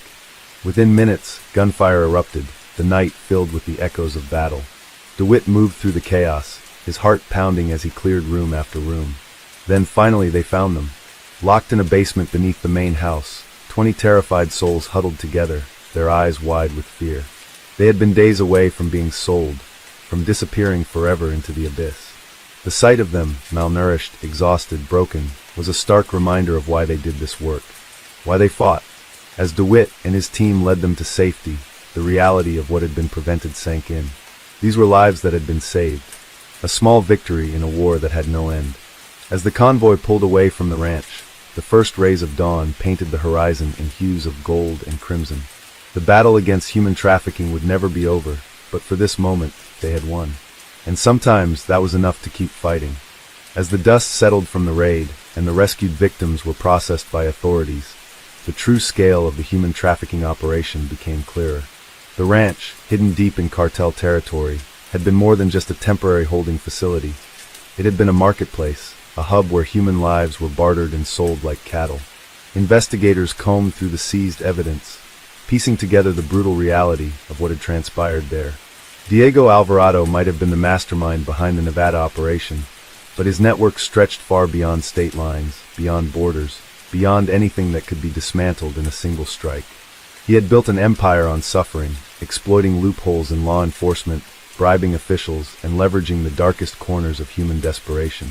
And even though he was now in custody, there were others, shadows waiting to take his place, ready to resume business the moment the authorities looked away. For Special Agent Mark DeWitt, there was no satisfaction in this victory. The faces of the rescued victims haunted him, their vacant stares, the bruises on their bodies, the silent terror still lingering in their eyes. These were the lucky ones, the ones who had been found. But how many others had slipped through the cracks? How many more were out there, trapped in places that had yet to be uncovered? In the following days, intelligence from the seized documents led to a series of smaller raids across the Southwest. Warehouses in Texas, safe houses in California, shipping containers in Florida, all tied back to Alvarado's syndicate. Each location uncovered more victims, more shattered lives, more evidence of the sheer scale of the operation. But one thing remained unanswered: the red circle. The symbol had appeared in Alvarado's ledger, marking the 20 individuals who had been separated from the rest. And as the FBI sifted through mountains of paperwork, they began to see a pattern. The victims marked with the red circle were young, primarily women and children. They had been handpicked, designated for something different from the others. Not just sold to criminal enterprises or forced into labor, but funneled into a network that was even more insidious. The deeper the FBI dug, the more horrifying the truth became. These individuals weren't being trafficked for traditional purposes. They were vanishing into the black market of illegal human experimentation.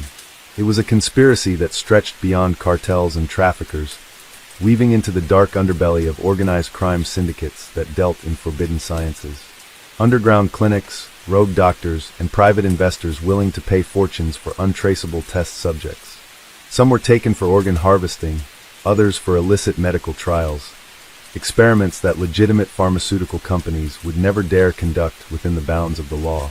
It was an industry fueled by secrecy, greed, and the absolute devaluation of human life. For DeWitt, this revelation was a nightmare beyond anything he had encountered. Alvarado had been a monster, but the people who funded these operations were far worse. They weren't just criminals, they were the kind of powerful individuals who operated in the shadows of society, untouchable by conventional law enforcement. Bringing them down wouldn't just require arrests and SWAT teams. It would require dismantling an entire hidden economy. But first, they needed to track the Red Circle victims. Mendez, now in protective custody, had provided useful intelligence, but he was only a middleman.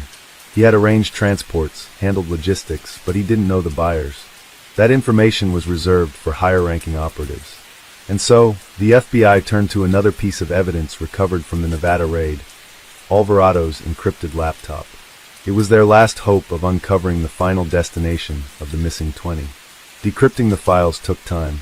Layers of security protocols, self-destruct mechanisms, and advanced cyber defenses suggested that whoever Alvarado had been dealing with was no ordinary buyer. But after days of relentless work, the digital forensics team finally cracked it. The screen flashed with thousands of transaction records, names, locations, and encrypted communications. And then, buried deep within the archives, they found it, an address. It was a private medical facility located in a remote region of Mexico, officially registered as an off-the-grid research center. On paper, it was nothing more than an experimental clinic conducting trials for rare diseases. But the financial records told a different story. The facility had received millions in anonymous funding, with direct transactions tied to Alvarado's network. It was a front, a hidden laboratory where the Red Circle victims had been sent. DeWitt wasted no time. A joint task force was assembled, combining FBI agents, Mexican federal authorities, and specialized tactical teams. Unlike the Nevada raid, this mission was even riskier. The clinic was in hostile territory, protected by cartel enforcers and corrupt officials. A full-scale assault would be met with overwhelming resistance. They needed a different approach. Undercover operatives infiltrated the town surrounding the facility, posing as journalists, medical professionals, and local merchants.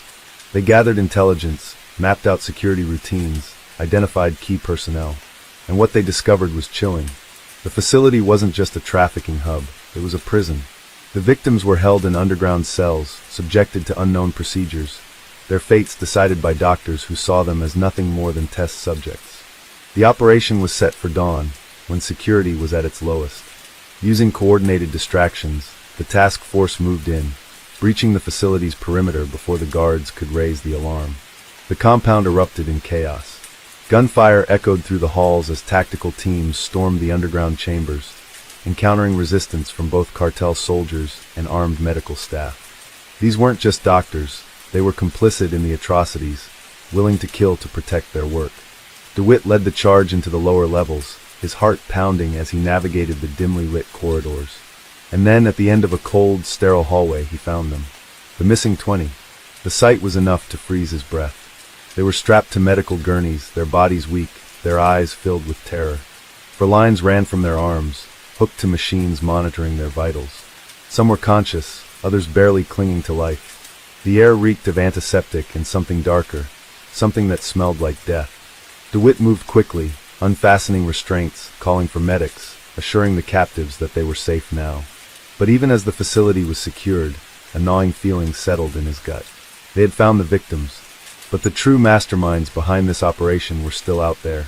The doctors who ran these experiments, the investors who funded them, the buyers who had placed the orders, they remained untouchable. As the FBI swept the facility, seizing evidence, DeWitt's eyes fell on a stack of documents left on a nearby table. Faded, blood-stained files detailing the experiments conducted within these walls. And at the top of each page, a single emblem, the red circle. This wasn't over. It had never been about just one operation, one trafficker, one facility. This was a system, a machine designed to consume and destroy human lives for profit. And for every Alvarado they put behind bars, another would rise to take his place. As the task force escorted the survivors out into the morning light, DeWitt knew that their fight had only just begun. The red circle wasn't just a mark in a ledger. It was a warning, a symbol of an enemy far greater than they had ever imagined. And if they were going to stop it, they would have to be willing to go deeper than ever before, into the darkness where justice had no reach, where the truth was buried beneath layers of power, secrecy, and blood. As the dust of the operation settled, the weight of the revelations pressed heavily upon Special Agent Mark DeWitt.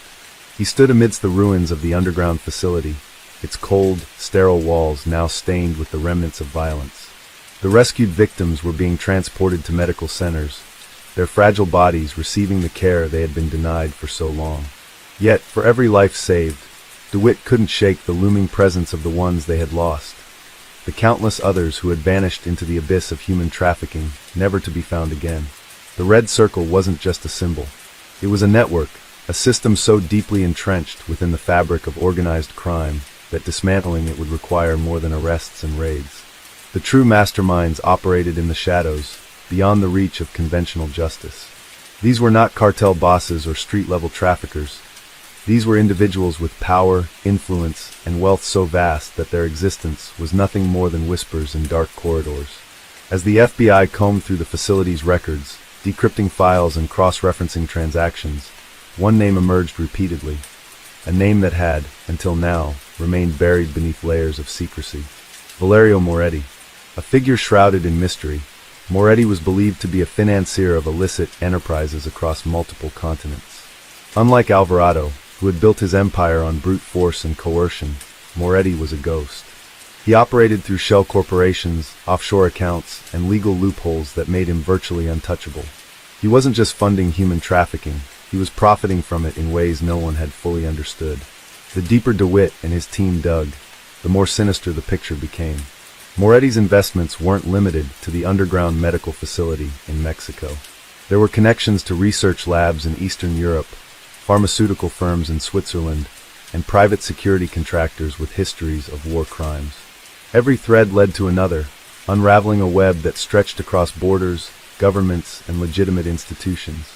It wasn't just about money. It was about control, The victims marked with the red circle had been handpicked for experiments that went far beyond human endurance. Procedures designed to push the limits of genetic manipulation, neurological conditioning, and biochemical alterations. Some were sold to rogue scientific programs, others were used as living subjects for testing illegal substances. There were even rumors of clandestine military projects using trafficked individuals as disposable test cases for biological warfare advancements. For DeWitt, this wasn't just another case. It was a war, and wars were never won through arrests alone. With Alvarado behind bars and the Mexican facility dismantled, the FBI turned its attention to Moretti. But going after him was like chasing a phantom. He never stayed in one place, never left a digital footprint that couldn't be erased, and never conducted business directly. His name only appeared in coded messages, encrypted ledgers, and whispers among criminals who feared him more than the law. The only lead they had was a recurring transaction between Moretti's shell companies and a luxury estate in Buenos Aires, Argentina. The estate belonged to a reclusive billionaire, Leonardo Cavalli, a name familiar to intelligence agencies but never tied to criminal activity. Cavalli was a high society magnate, a collector of rare art, a patron of scientific advancements, and a known associate of political figures across Europe and South America. If Moretti had a safe house, a place where he felt secure enough to operate, it was here. The FBI coordinated with Interpol and Argentina's federal police, launching a covert surveillance operation. The estate was a fortress, high walls, advanced security systems, and guards who were ex-military. But the most chilling discovery was what lay beneath the surface. Satellite imaging and intelligence reports indicated that Cavalli's property wasn't just a mansion. It was built atop a sprawling underground complex, accessible only through secured tunnels. This was Moretti's sanctuary. If he was still in control of the red circle, this was where they would find him. DeWitt knew that a full-scale raid would be suicide. The estate wasn't just protected by security personnel. It was likely outfitted with counter-surveillance measures, escape tunnels, and enough legal barriers to make any direct intervention a political nightmare. They needed a way in that wouldn't set off alarms. That was when they received an unexpected break. A former employee of Cavalli's estate, a security consultant who had recently fled the country, came forward with critical information. He confirmed that Moretti had been present at the estate multiple times in the past year, always arriving under heavy protection. But more importantly, the consultant provided blueprints of the underground facility, detailed schematics that revealed hidden entrances, security blind spots, and most crucially, a vulnerability in the ventilation system that could be exploited. On a cold, moonlit night, a specialized FBI task force, alongside Argentine intelligence operatives, moved into position. DeWitt was among them, leading the operation from the field. Their objective was simple: breach the underground facility, extract Moretti, and dismantle whatever remained of the Red Circle's operation. Under the cover of darkness, the team infiltrated the estate's perimeter, avoiding security patrols and utilizing the ventilation system to gain access to the underground corridors. Every step was calculated, every breath measured. The deeper they went, the more the air grew stale, the scent of antiseptic and machinery filling their lungs. What they found inside was more horrifying than they had imagined. Rows of sterile rooms lined the corridors, each containing restrained individuals, hooked to machines monitoring their vitals. Some were sedated, others awake but too weak to move. The facility was still operational. Experiments were ongoing. And at the center of it all, inside a heavily secured chamber, sat Valerio Moretti. He was an older man, his presence exuding an eerie calm. Dressed in an impeccably tailored suit, he did not resist as the agents stormed in, weapons drawn. He merely smiled, a cold, knowing expression that sent a chill down DeWitt's spine. "Do you truly think you've won?" Moretti's voice was almost a whisper, but it carried through the sterile chamber like a venomous echo. DeWitt didn't answer. He signaled his team to secure the facility, his focus never leaving Moretti's unflinching gaze. As they extracted Moretti and the remaining victims, the facility's hidden servers were seized, containing troves of classified data, transactions, communications, and research logs that detailed the extent of the Red Circle's operations.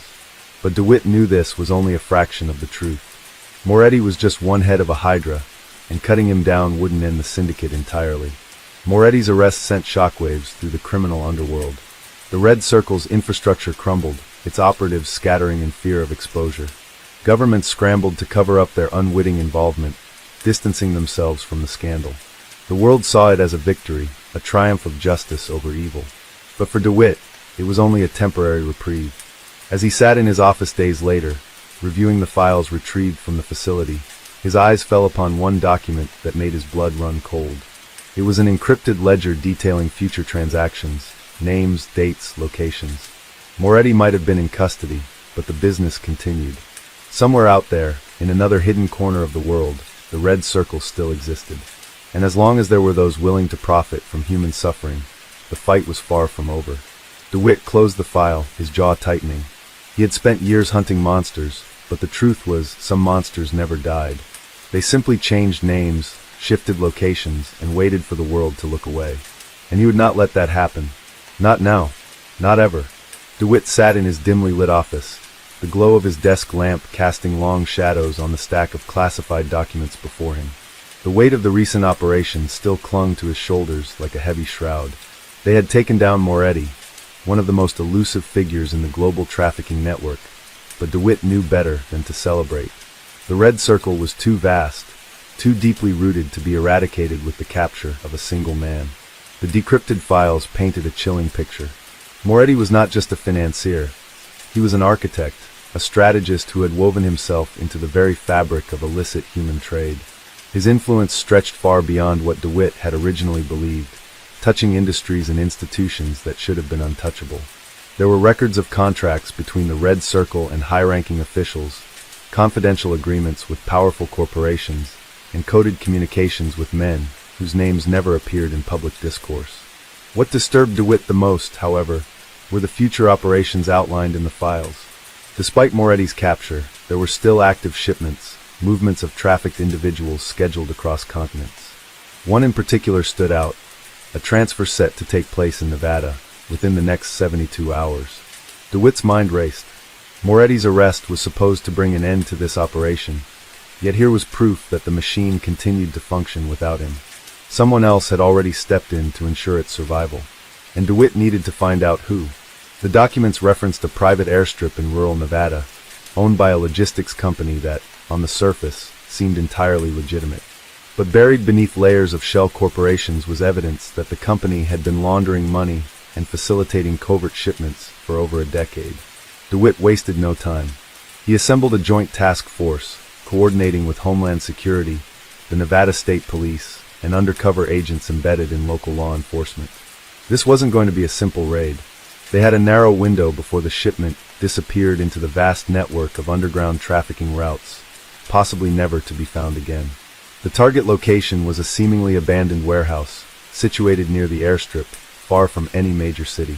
Satellite surveillance confirmed heavy security presence, armed guards patrolling the perimeter, surveillance drones monitoring the area, and a fleet of unmarked transport trucks positioned near the main loading dock. This was a hub, a central point where trafficked individuals were temporarily held before being distributed to their final destinations. If DeWitt and his team could shut it down, they wouldn't just be saving lives.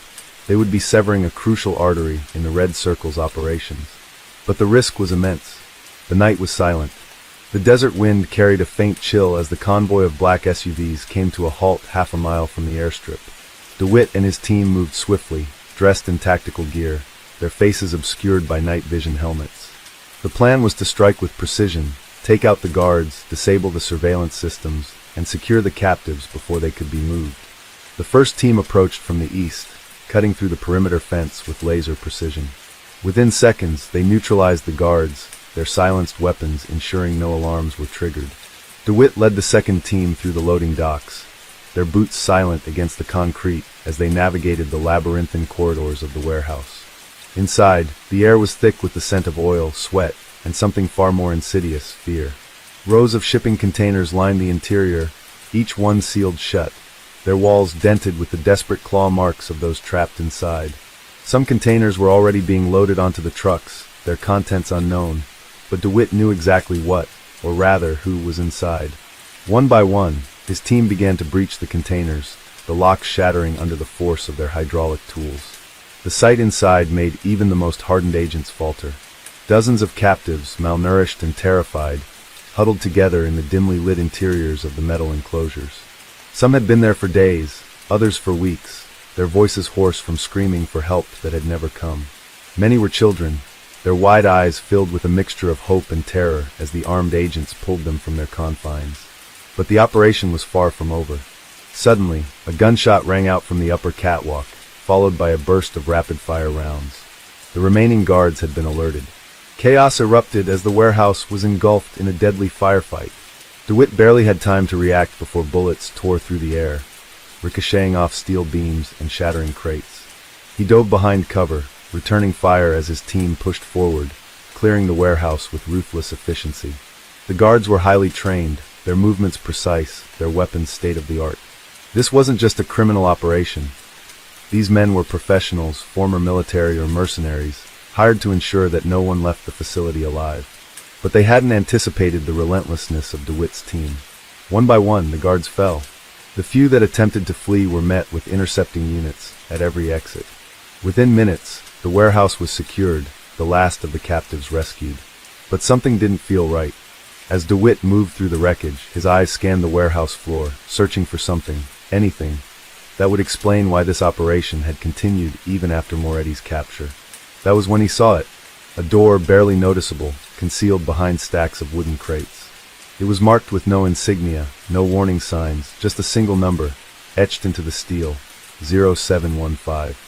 DeWitt's gut told him everything he needed to know. With a single nod, his team breached the door. Inside, the room was starkly different from the rest of the warehouse. There were no cages, no signs of struggle. Instead, there was a sleek, modern office, its walls adorned with high-tech surveillance equipment and server racks humming softly. And standing in the center of the room, completely calm, was a man DeWitt had never seen before. Unlike Moretti, this man wasn't old or frail. He was young, sharp, with an air of calculated detachment. He wore a tailored suit, his hands resting on the edge of a polished mahogany desk, as if he had been expecting them all along. "Special Agent DeWitt," the man said, his voice smooth, devoid of fear. DeWitt raised his weapon, stepping closer. "Who the hell are you?" The man simply smiled. "My name is irrelevant," he replied. "What matters is that you have no idea how deep this really goes." DeWitt's mind raced. If Moretti had been the architect, then this man was the engineer, the one who ensured the operation kept running, no matter the circumstances. And that meant Moretti's capture had been planned all along. The truth hit DeWitt like a freight train. Moretti hadn't been running the red circle alone. There was always someone behind him. And now, DeWitt had just found him. DeWitt's grip on his weapon tightened. His mind was racing, every fiber of his being screaming that this wasn't over, not by a long shot. The man standing before him, calm and collected, wasn't afraid. That meant one of two things. Either he was bluffing, or he had a way out. DeWitt had spent years tracking men like Moretti, men who built empires on the backs of the helpless. He had seen fear in their eyes when the walls finally closed in. But this man was different. There was no panic, no desperation, just a quiet certainty that made DeWitt's stomach churn. "Your operation is over," DeWitt said, his voice steady. "Moretti is gone. The warehouse is secured. Your men are either dead or in custody. You're done." The man tilted his head, considering the words as if DeWitt had just made an interesting observation. "Done," he repeated, almost amused. "Agent DeWitt, you still don't understand, do you?" He took a slow step forward, his hands still resting at his sides. Unarmed, unafraid. "This wasn't my operation," the man continued. "Moretti? He was a useful asset, yes. But he was nothing more than a front, a distraction. You think you've won because you shut down a single hub? Because you captured one man." DeWitt said nothing. He let the man talk. "This is bigger than Nevada. Bigger than the red circle," the man continued.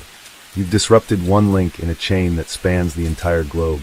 And while you celebrate your so-called victory, my associates are already replacing everything you destroyed tonight."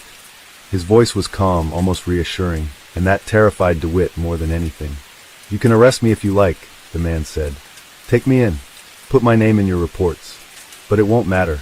There's another shipment tomorrow, and another after that. You won't stop it. You can't." DeWitt clenched his jaw, keeping his gun trained on the man. Every word felt like a knife twisting deeper. "Even now," the man added, "you don't realize what's happening." A sudden chill ran down DeWitt's spine. Then, his radio crackled to life. "Sir," an agent's voice came through, laced with panic. "Something's wrong. We're picking up." A deafening explosion tore through the warehouse, shaking the ground beneath them. DeWitt barely had time to react before a second blast erupted from outside, sending shockwaves through the walls. Alarms blared. The lights flickered, then died. Smoke billowed in from the corridor as distant gunfire erupted outside. They were under attack.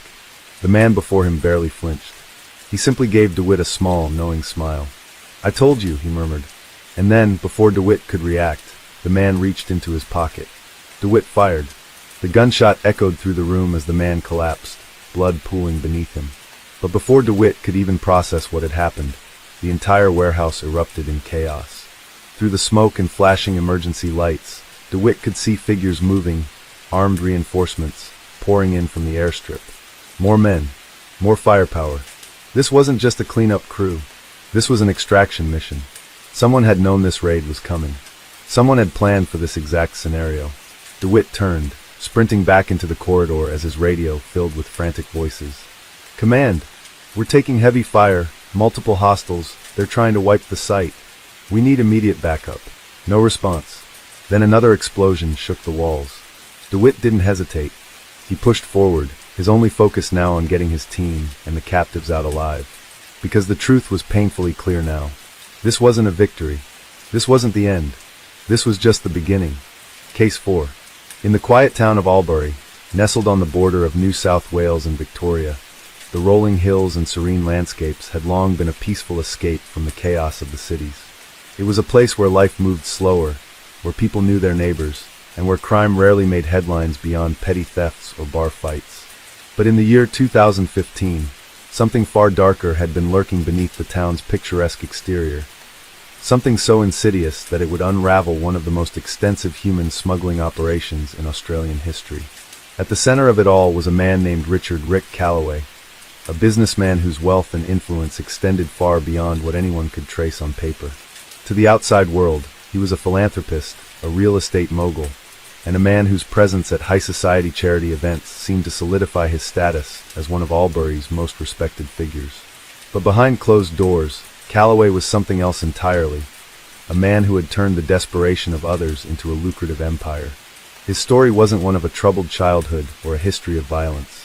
He had been born into privilege, raised in Sydney's upper class, educated at the finest schools. But unlike others who used their fortune to build legacies of respect, Calloway had a hunger for something more, something unrestricted by laws or morality. He understood people, understood their desires, their fears, their weaknesses. And he understood that desperation made men easy to control. His operation had started small, almost undetectable. It had begun with the illegal movement of workers, men and women smuggled in from Southeast Asia under the promise of high-paying jobs in Australia's booming agricultural sector. They arrived on student visas or tourist permits, believing they would soon earn enough money to send home to their families. Instead, they found themselves trapped, their documents confiscated, forced into labor on isolated farms where their existence was nothing more than a transaction. But Calloway was not content with mere exploitation. By the time authorities began piecing together the truth, his business had evolved into something much larger, something more horrifying. He had built a network so vast and deeply embedded in legitimate industries that it seemed untouchable. Using a web of shell companies, freight businesses, and corrupt officials, he had created a direct pipeline for smuggling people not only into Australia, but also between hidden locations across the country. Authorities first began noticing irregularities in early 2014, when an unusual number of workers at regional farms were disappearing without a trace. Some of them had been reported missing by concerned locals. Others had simply stopped showing up for work, leaving behind wages they had never collected. When police investigated, the farm owners often had no answers. They just left, they would say. But something felt off. These were people who had nothing, no money, no transportation, no legal status. They had no reason to simply vanish. Then, in December 2014, a truck carrying a shipment of produce was stopped on the Hume Highway near Albury. The officers who pulled it over had only intended to conduct a routine inspection, checking for expired registrations, illegal cargo, the usual. But when they opened the back, they found something they were never meant to see. Inside the truck, hidden behind crates of fruit, were 17 people, men, women, even children, crammed into a sweltering metal container with no ventilation, no food, no water. Some were barely conscious. One woman, later identified as a Cambodian national, was moments away from death due to dehydration. It was a scene that sent shockwaves through the Australian Federal Police. This wasn't just illegal labor trafficking. This was something far worse. The investigation that followed was one of the most intensive in the country's history. Agents began tracing every lead, digging into the network that had allowed this operation to flourish undetected. What they uncovered was staggering. The smuggling routes weren't limited to farms. They extended into illegal brothels, domestic servitude, and even forced marriages. Victims were being shuffled across borders, locked in basements, threatened with violence if they resisted. The deeper they dug, the more they realized that this wasn't just Calloway's doing. He had built an empire on connections, powerful ones. There were whispers of government officials who had been paid to look the other way, of transport companies that had been used as unwitting couriers, of law enforcement agencies whose hands had been tied by bureaucracy. But Calloway himself remained elusive. By the time authorities moved in on his known properties, he was already gone. His homes had been emptied overnight, his accounts had been wiped clean. He had left behind no trace, no paper trail, no digital footprint. It was as if he had simply vanished into the very shadows he had operated from for years. Yet the story was far from over. What the authorities had uncovered was only the surface of something much deeper, something that reached far beyond the borders of Albury or even Australia. The people Calloway had trafficked weren't just victims of greed. They were victims of an entire system that had allowed this to happen. And as the days passed, one question remained unanswered. Where was Richard Calloway now? Authorities knew that Richard Calloway had built something far greater than a mere human smuggling operation. It was an empire woven into the very fabric of the system. The investigation that followed the discovery of the truck on the Hume Highway was relentless. But with each step forward, law enforcement encountered new obstacles, carefully placed barriers that hinted at just how deep this conspiracy ran. For months, federal agents combed through bank records, company filings, and surveillance footage. They raided properties linked to Calloway, seized assets, and interviewed former associates. Yet, time and time again, the same pattern emerged. Calloway had erased his tracks with meticulous precision. His offshore accounts had been emptied before they could be frozen. His mansions in Sydney and Melbourne were abandoned with nothing but silence filling their marble halls. But Calloway had not built his operation alone. There were others, figures who operated in the background, who ensured that the wheels of his empire continued to turn even in his absence. One such figure was Victor Liu, a Chinese-Australian businessman with ties to logistics companies that stretched from Australia to Southeast Asia. It was Liu's network that had facilitated much of the transportation used in Calloway's smuggling routes. Officially, Liu was a respected entrepreneur in the import-export business, his company specializing in food distribution and international shipping. But beneath the surface, his connections to organized crime were undeniable. When investigators turned their attention to Liu, they found a man who was both brilliant and ruthless. His warehouses were legal on paper, his contracts legitimate. But hidden among the stacks of documents were records that told another story. One of illegal shipments, of containers labeled as carrying agricultural equipment, when in reality, they carried human cargo. Raiding Liu's properties was a carefully coordinated effort. The Australian Federal Police, AFP, working with international agencies, moved in at dawn, hitting multiple locations at once. What they found was damning. Entire sections of warehouses designed for holding people, rooms filled with forged passports, and stacks of cash carefully organized in foreign currencies. But Liu himself was gone. Much like Calloway, he had disappeared before law enforcement could reach him. This was no longer a simple case of human smuggling. It was something more intricate, something more sinister. Calloway and Liu had created a system that thrived on desperation, a supply chain built on the backs of the vulnerable.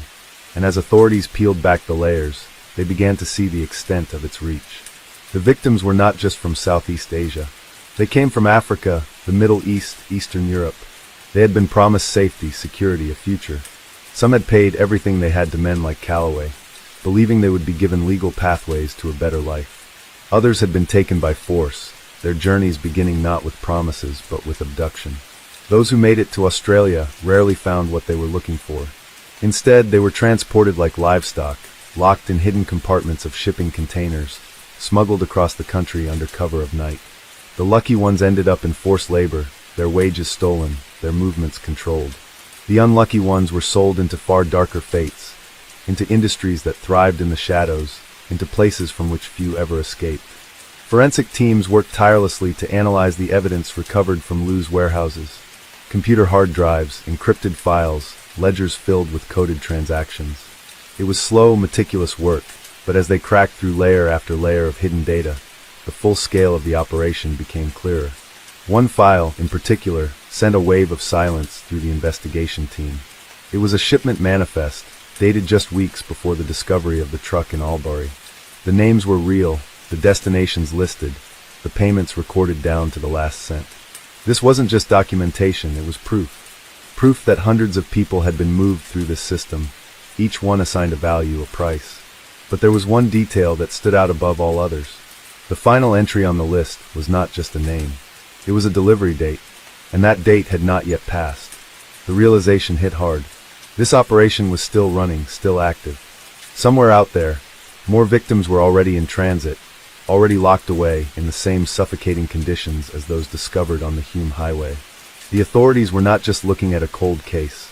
They were racing against time to stop the next shipment before it disappeared into the void. It was a race that would take them deeper into the underworld of human smuggling than they had ever gone before. The investigation had shifted from uncovering past crimes to preventing an imminent atrocity. The existence of a shipment manifest with an upcoming delivery date sent waves of urgency through the task force. They had proof that another group of victims was already en route, likely being transported under the same inhumane conditions that had claimed the lives of those in the abandoned truck outside Albury. But there was a problem. There was no indication of where this shipment was heading. The task force, now involving multiple agencies including the Australian Federal Police, AFP, Interpol, and U.S. Homeland Security, knew that Calloway's smuggling network was not confined to Australia alone. His connections spanned continents, from the streets of Bangkok to the coastal cities of East Africa, from illegal sweatshops in the Middle East to the underground markets of Europe. This next shipment could be anywhere, and time was against them. Every agent working on the case was pushed to the limit. Digital forensics teams worked around the clock, decrypting Lou's seized hard drives, searching for clues hidden in terabytes of data. Financial analysts traced the flow of money through offshore accounts, hunting for any sudden withdrawals or transactions that might point to the next smuggling route.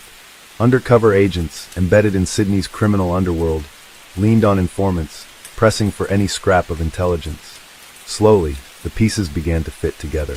A coded email found on one of Lou's encrypted servers referenced a freight ship scheduled to depart from Port Botany in Sydney, bound for Malaysia. The manifest was vague, listing the cargo as non-perishable goods, a term often used to disguise human trafficking operations. It was set to leave in just 48 hours. For law enforcement, this was the break they needed. But intercepting a ship at port presented its own challenges.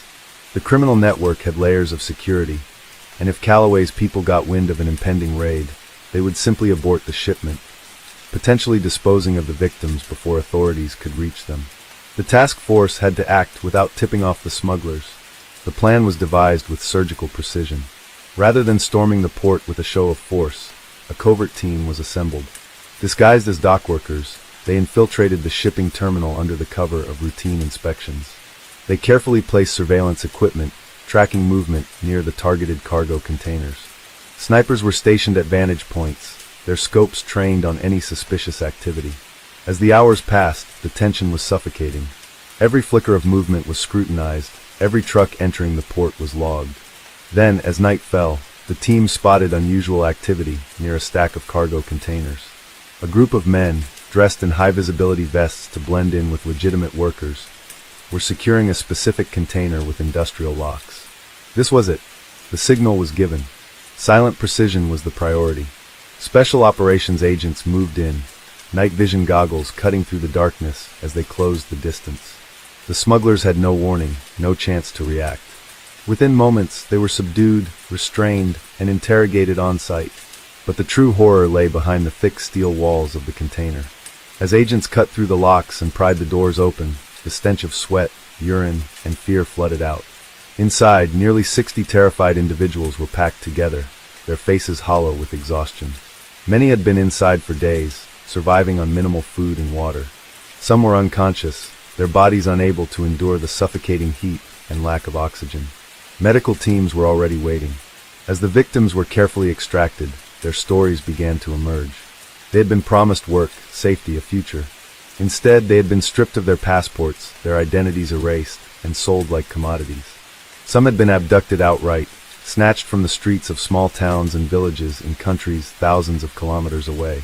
Others had paid for passage, only to be deceived, trapped, and transported like livestock. It was a haunting scene, but it was not over yet.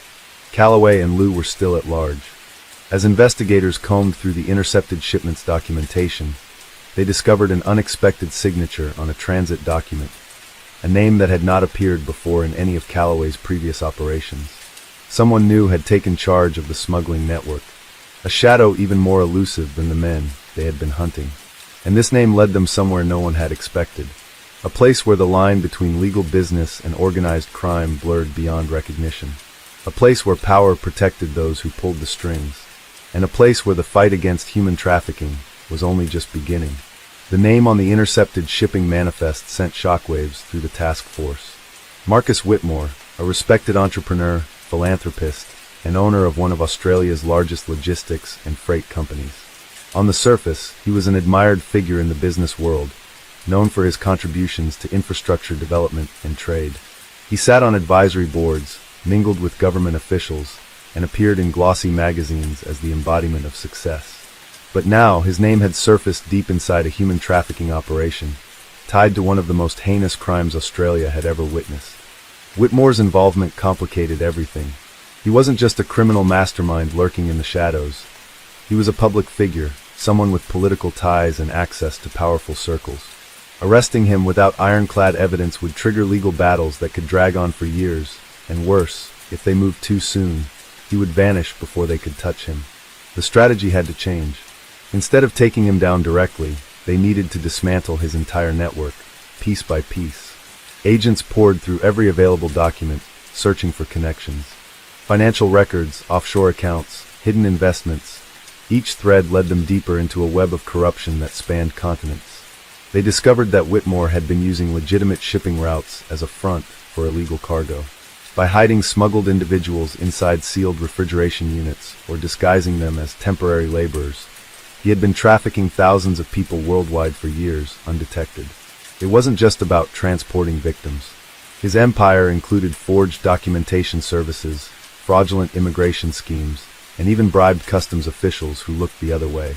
Victims were funneled into forced labor camps, underground brothels, and sweatshops, never to be seen again. Those who resisted were disposed of, their bodies never found, their names erased. The scope of the operation was staggering, but the real challenge was proving it in court. Whitmore had lawyers, politicians, and law enforcement officers in his pocket. If they wanted to take him down, they needed to find a witness willing to testify. But who would dare? Among the rescued victims from the intercepted shipping container, there was one woman, Raya Singh. Unlike the others, she wasn't just another trafficked individual.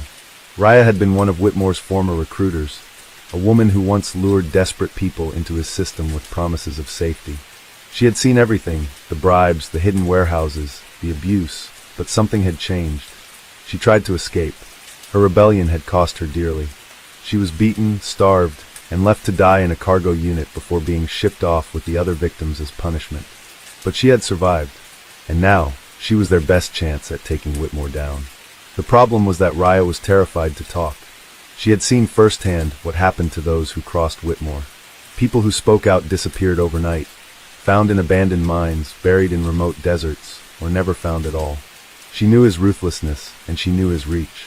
Even in police custody, she wasn't safe. The authorities had only one option: disappear her before Whitmore's men could.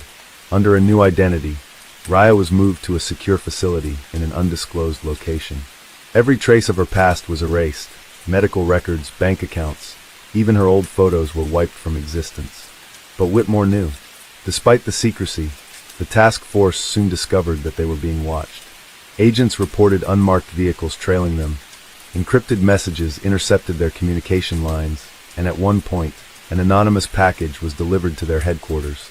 A single bullet with Raya's original name carved into it. It was a warning. Whitmore was playing a different game now. He wasn't running. He was hunting. Within 48 hours, an assassination attempt was made. A hired mercenary disguised as a janitor managed to infiltrate the safe house where Raya was being kept. He was only stopped because of a last-minute security check, but the message was clear. No matter where they hid her, she wasn't safe. Time was running out. They had two choices: keep running or strike first. The task force changed their strategy. Instead of staying on the defensive, they set a trap. Using a decoy location, they spread false intelligence suggesting that Raya was being moved to a remote facility in Western Australia. Security teams, helicopters, and convoys were staged, making it appear like a high-profile operation. They waited. Then, on the night of the transfer, a convoy of unmarked SUVs descended on the fake location. Armed men, their faces concealed, stormed the facility, but they weren't met with a helpless witness. They were met with a fully armed tactical unit. In the chaos that followed, several of Whitmore's key enforcers were captured, and among them was the man himself.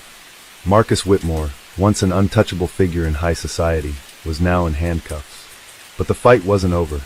As the world watched, his lawyers went to war, his allies scrambled to cover their tracks, and attempts were made to bury evidence before it could ever reach a courtroom. Even from behind bars, Whitmore held power, but for the first time, he was losing control. Raya Singh, the woman who had once feared for her life, stood before a jury, her voice steady as she exposed every secret, every crime, every name that had once thrived in the shadows. The largest human trafficking empire in Australian history was falling apart. But not everyone involved had been caught. As the trial unfolded, authorities realized that some of Whitmore's top operatives had disappeared. Bank accounts were emptied, properties were abandoned, and new smuggling routes were being established elsewhere. Even behind bars, the true scale of Whitmore's empire remained unknown. And somewhere out there, in another city, another port, another hidden room, a new leader was already rising to take his place. Even with Marcus Whitmore in custody, the war was far from over. His arrest had sent shockwaves through both the legal system and the criminal underworld, but it had also triggered something even more dangerous: a desperate scramble to erase any remaining evidence. The moment Whitmore was taken in, his network reacted like a wounded animal. Files were destroyed, safe houses were burned to the ground, offshore accounts were drained overnight. Some of his top enforcers vanished without a trace, disappearing into the very shadows they had once controlled. Others weren't so lucky, found dead under mysterious circumstances, their bodies dumped in remote locations as if to send a message. For the task force, this was expected. They had seen it before, criminal syndicates collapsing inward, trying to clean up their own mess before law enforcement could dig deeper. But what they hadn't expected was how far the corruption went. The deeper they pushed, the more disturbing the truth became. Whitmore hadn't built his empire alone. He had help from within the system. During a routine audit of seized evidence, an analyst within the AFP uncovered something alarming: a series of deleted transactions from a classified government database. It appeared that someone on the inside had been actively erasing records connected to Whitmore's operations. Someone was still protecting him. The task force had been compromised. It was a chilling realization. For months, they had believed they were one step ahead, dismantling Whitmore's network piece by piece. But now it was clear they had only been allowed to go this far. Someone within law enforcement, someone high up, had been helping Whitmore stay ahead of them. But Whitmore was no longer calling the shots. He had lost his leverage the moment he was placed in solitary confinement, cut off from the outside world. Whoever was still pulling the strings was working for their own survival now. And then a name surfaced. For weeks, the forensic team had been trying to decode the last remaining files recovered from Whitmore's private servers. These files had been heavily encrypted, far more sophisticated than anything else in his system. Whatever was inside, Whitmore had gone to extreme lengths to keep it hidden. When they finally broke through, what they found was not what they expected. The files contained a list of names, not just traffickers, smugglers, and corrupt officials, but business executives, law enforcement officers, and politicians. It was a ledger of every single person who had ever worked with, funded, or benefited from Whitmore's operation. And at the top of the list was Deputy Commissioner Alan Royce. Alan Royce was a high-ranking official in the Australian Federal Police. He had built his career on anti-trafficking initiatives, appearing on national television as a champion of justice. He had even been involved in public campaigns against modern slavery, standing alongside activists and politicians, pushing for harsher penalties on human smugglers. But now, the evidence was undeniable. Royce hadn't been fighting human trafficking. He had been managing it. For over a decade, He had been using his position to shield Whitmore's network from investigation. He had controlled what cases were prioritized, which raids were allowed to happen, and most importantly, which ones were quietly shut down before they could expose too much. He had played both sides, presenting himself as a hero while secretly profiting from the very trade he claimed to oppose. It was a betrayal so deep that even seasoned investigators struggled to process it. Royce had to be taken down carefully. A man in his position would see it coming the moment the investigation got too close. And if he ran, he had the resources to disappear completely, to a private island, a safe house in Switzerland, a country with no extradition treaty. But he didn't run. He thought he was untouchable. Using Whitmore's own encrypted files as evidence, the task force built an airtight case. They tracked his financials, uncovering millions in undeclared assets. Money funneled through fake charities, shell corporations, and offshore accounts. They connected him to classified case files that had mysteriously vanished, proving that he had personally buried investigations that got too close. And then they went public. Instead of quietly arresting Royce behind closed doors, the AFP held a press conference. They laid out every piece of evidence, exposing the depth of his corruption for the entire world to see. The reaction was immediate. Royce was forced to resign within hours, but it was too late. By the next morning, he was in handcuffs. With Royce out of the picture, the final remnants of Whitmore's empire collapsed.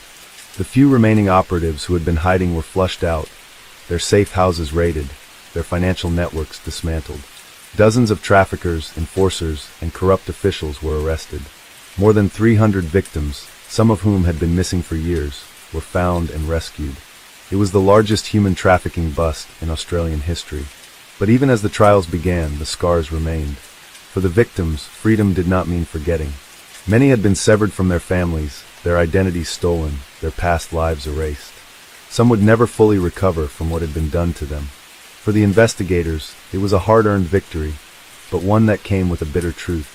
In the months that followed, the world moved on. News outlets shifted focus to other stories, politicians claimed credit for the arrests, and new headlines replaced the old. But for those who had worked on the case, there was no illusion of finality, because Whitmore had not been the first, and he would not be the last. Human trafficking was a business, one that had existed long before Whitmore and would exist long after him. There would always be another trafficker, another corrupt official, another shipment of desperate souls waiting in the dark. And so the fight continued. For every victory, there would be another war. And in the hidden corners of the world, where laws meant nothing and human lives were treated as currency, the machine would keep turning, until someone somewhere was willing to burn it all to the ground. The world did not stop spinning after Alan Royce was arrested. The headlines had painted him as a monster, as the man who had orchestrated one of the most insidious human trafficking rings in modern Australian history. But for those who had worked tirelessly to dismantle the network, his downfall was only a single battle in a war that never truly ended. The days that followed his arrest were chaotic. Prosecutors scrambled to build an ironclad case, politicians distanced themselves from the scandal, and former associates of Royce began to disappear, either into hiding or worse, eliminated by those who feared they might talk. But even as Royce sat in a high-security cell, his influence had not yet been fully erased. Investigators were still poring over mountains of evidence, trying to track every dollar that had passed through his hands, every decision he had made that had allowed the trafficking ring to flourish. It was an overwhelming task, years of corruption buried beneath carefully falsified records, erased data, and dead-end trails. But Royce had made a mistake. Like every man who believed himself untouchable, he had kept something for himself, an insurance policy, a failsafe. Perhaps he had feared that one day, even he might need leverage, and it was hidden inside a forgotten briefcase. The AFP had seized Royce's personal belongings the night of his arrest, his computers, his encrypted hard drives, his personal ledgers. But one item had slipped through the cracks, a black leather briefcase, stored inside a small storage unit under a false name. It was only found because of a single overlooked receipt, hidden in the margins of one of his financial documents. Inside, there were documents, hundreds of pages of them. Contracts, names, addresses, payment records. Evidence that went beyond even what the task force had imagined. This was not just about Australia anymore, because Royce's operation had been only a small part of something far greater. The documents in the briefcase revealed something chilling. Royce had been one of many. His network, his contacts, the shipments he had facilitated, They had all been part of a much larger machine. There were records of payments from overseas, encrypted communications between unnamed figures in Eastern Europe, Southeast Asia, and South America. The trafficking ring wasn't just an Australian problem. It was global, and at the center of it all was a name that had never appeared before, a man known only as Virgil. There was no record of Virgil's true identity. No photographs, no fingerprints, no digital trail that tied him to any real-world entity. But according to the documents, he had been pulling the strings for years. He was the one who had connected Royce to international suppliers, the one who had arranged for high-value cargo to be smuggled through seemingly legitimate supply chains. He had personally overseen the disappearance of whistleblowers, ensuring that no one who threatened the operation survived long enough to expose it.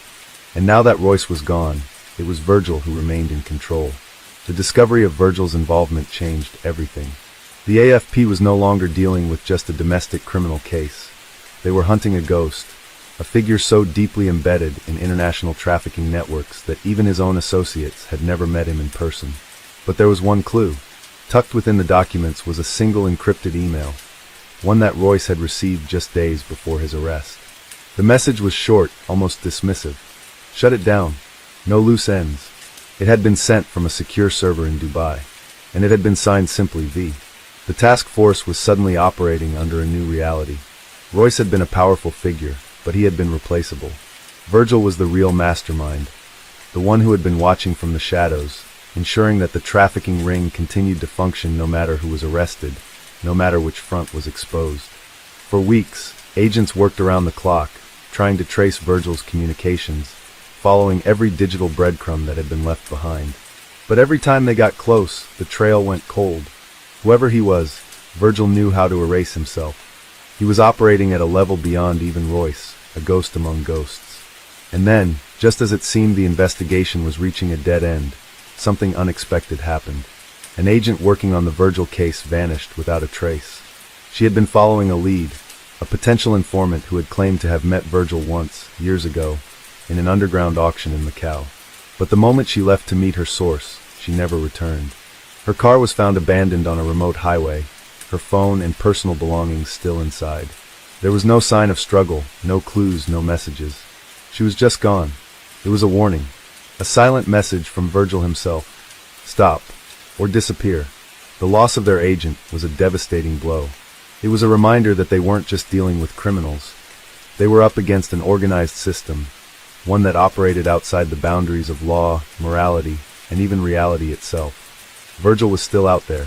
The network was still running, and nothing had truly ended. The media had moved on. The world had moved on. Alan Royce was locked away, his name already fading from public memory. But for those who had looked too deep, the war was still very real. And they knew one thing with absolute certainty. Virgil was watching, waiting, and the moment they got too close again, he would erase them, just like he had erased so many before. The days following the disappearance of the agent sent a shockwave through the Australian Federal Police. It wasn't just about one of their own vanishing. It was a message, a direct and chilling reminder that they were up against an invisible enemy, one who had operated in the shadows for years without ever being caught. But even more disturbing than the agent's disappearance was the complete and total absence of evidence. There were no security camera recordings, no signs of forced entry at her last known location, no witnesses who had seen anything suspicious. It was as if she had been swallowed by the earth itself. The only clue, if it could even be called that, was an email received on her encrypted work account a full 24 hours after she went missing. It contained only 2 words. Not yet. No sender. No traceable metadata. No indication of whether it had come from her captors, from Virgil himself, or from someone else entirely. The discovery of the email left investigators divided. Some believed it was a taunt, a cruel psychological tactic meant to discourage them from continuing their work.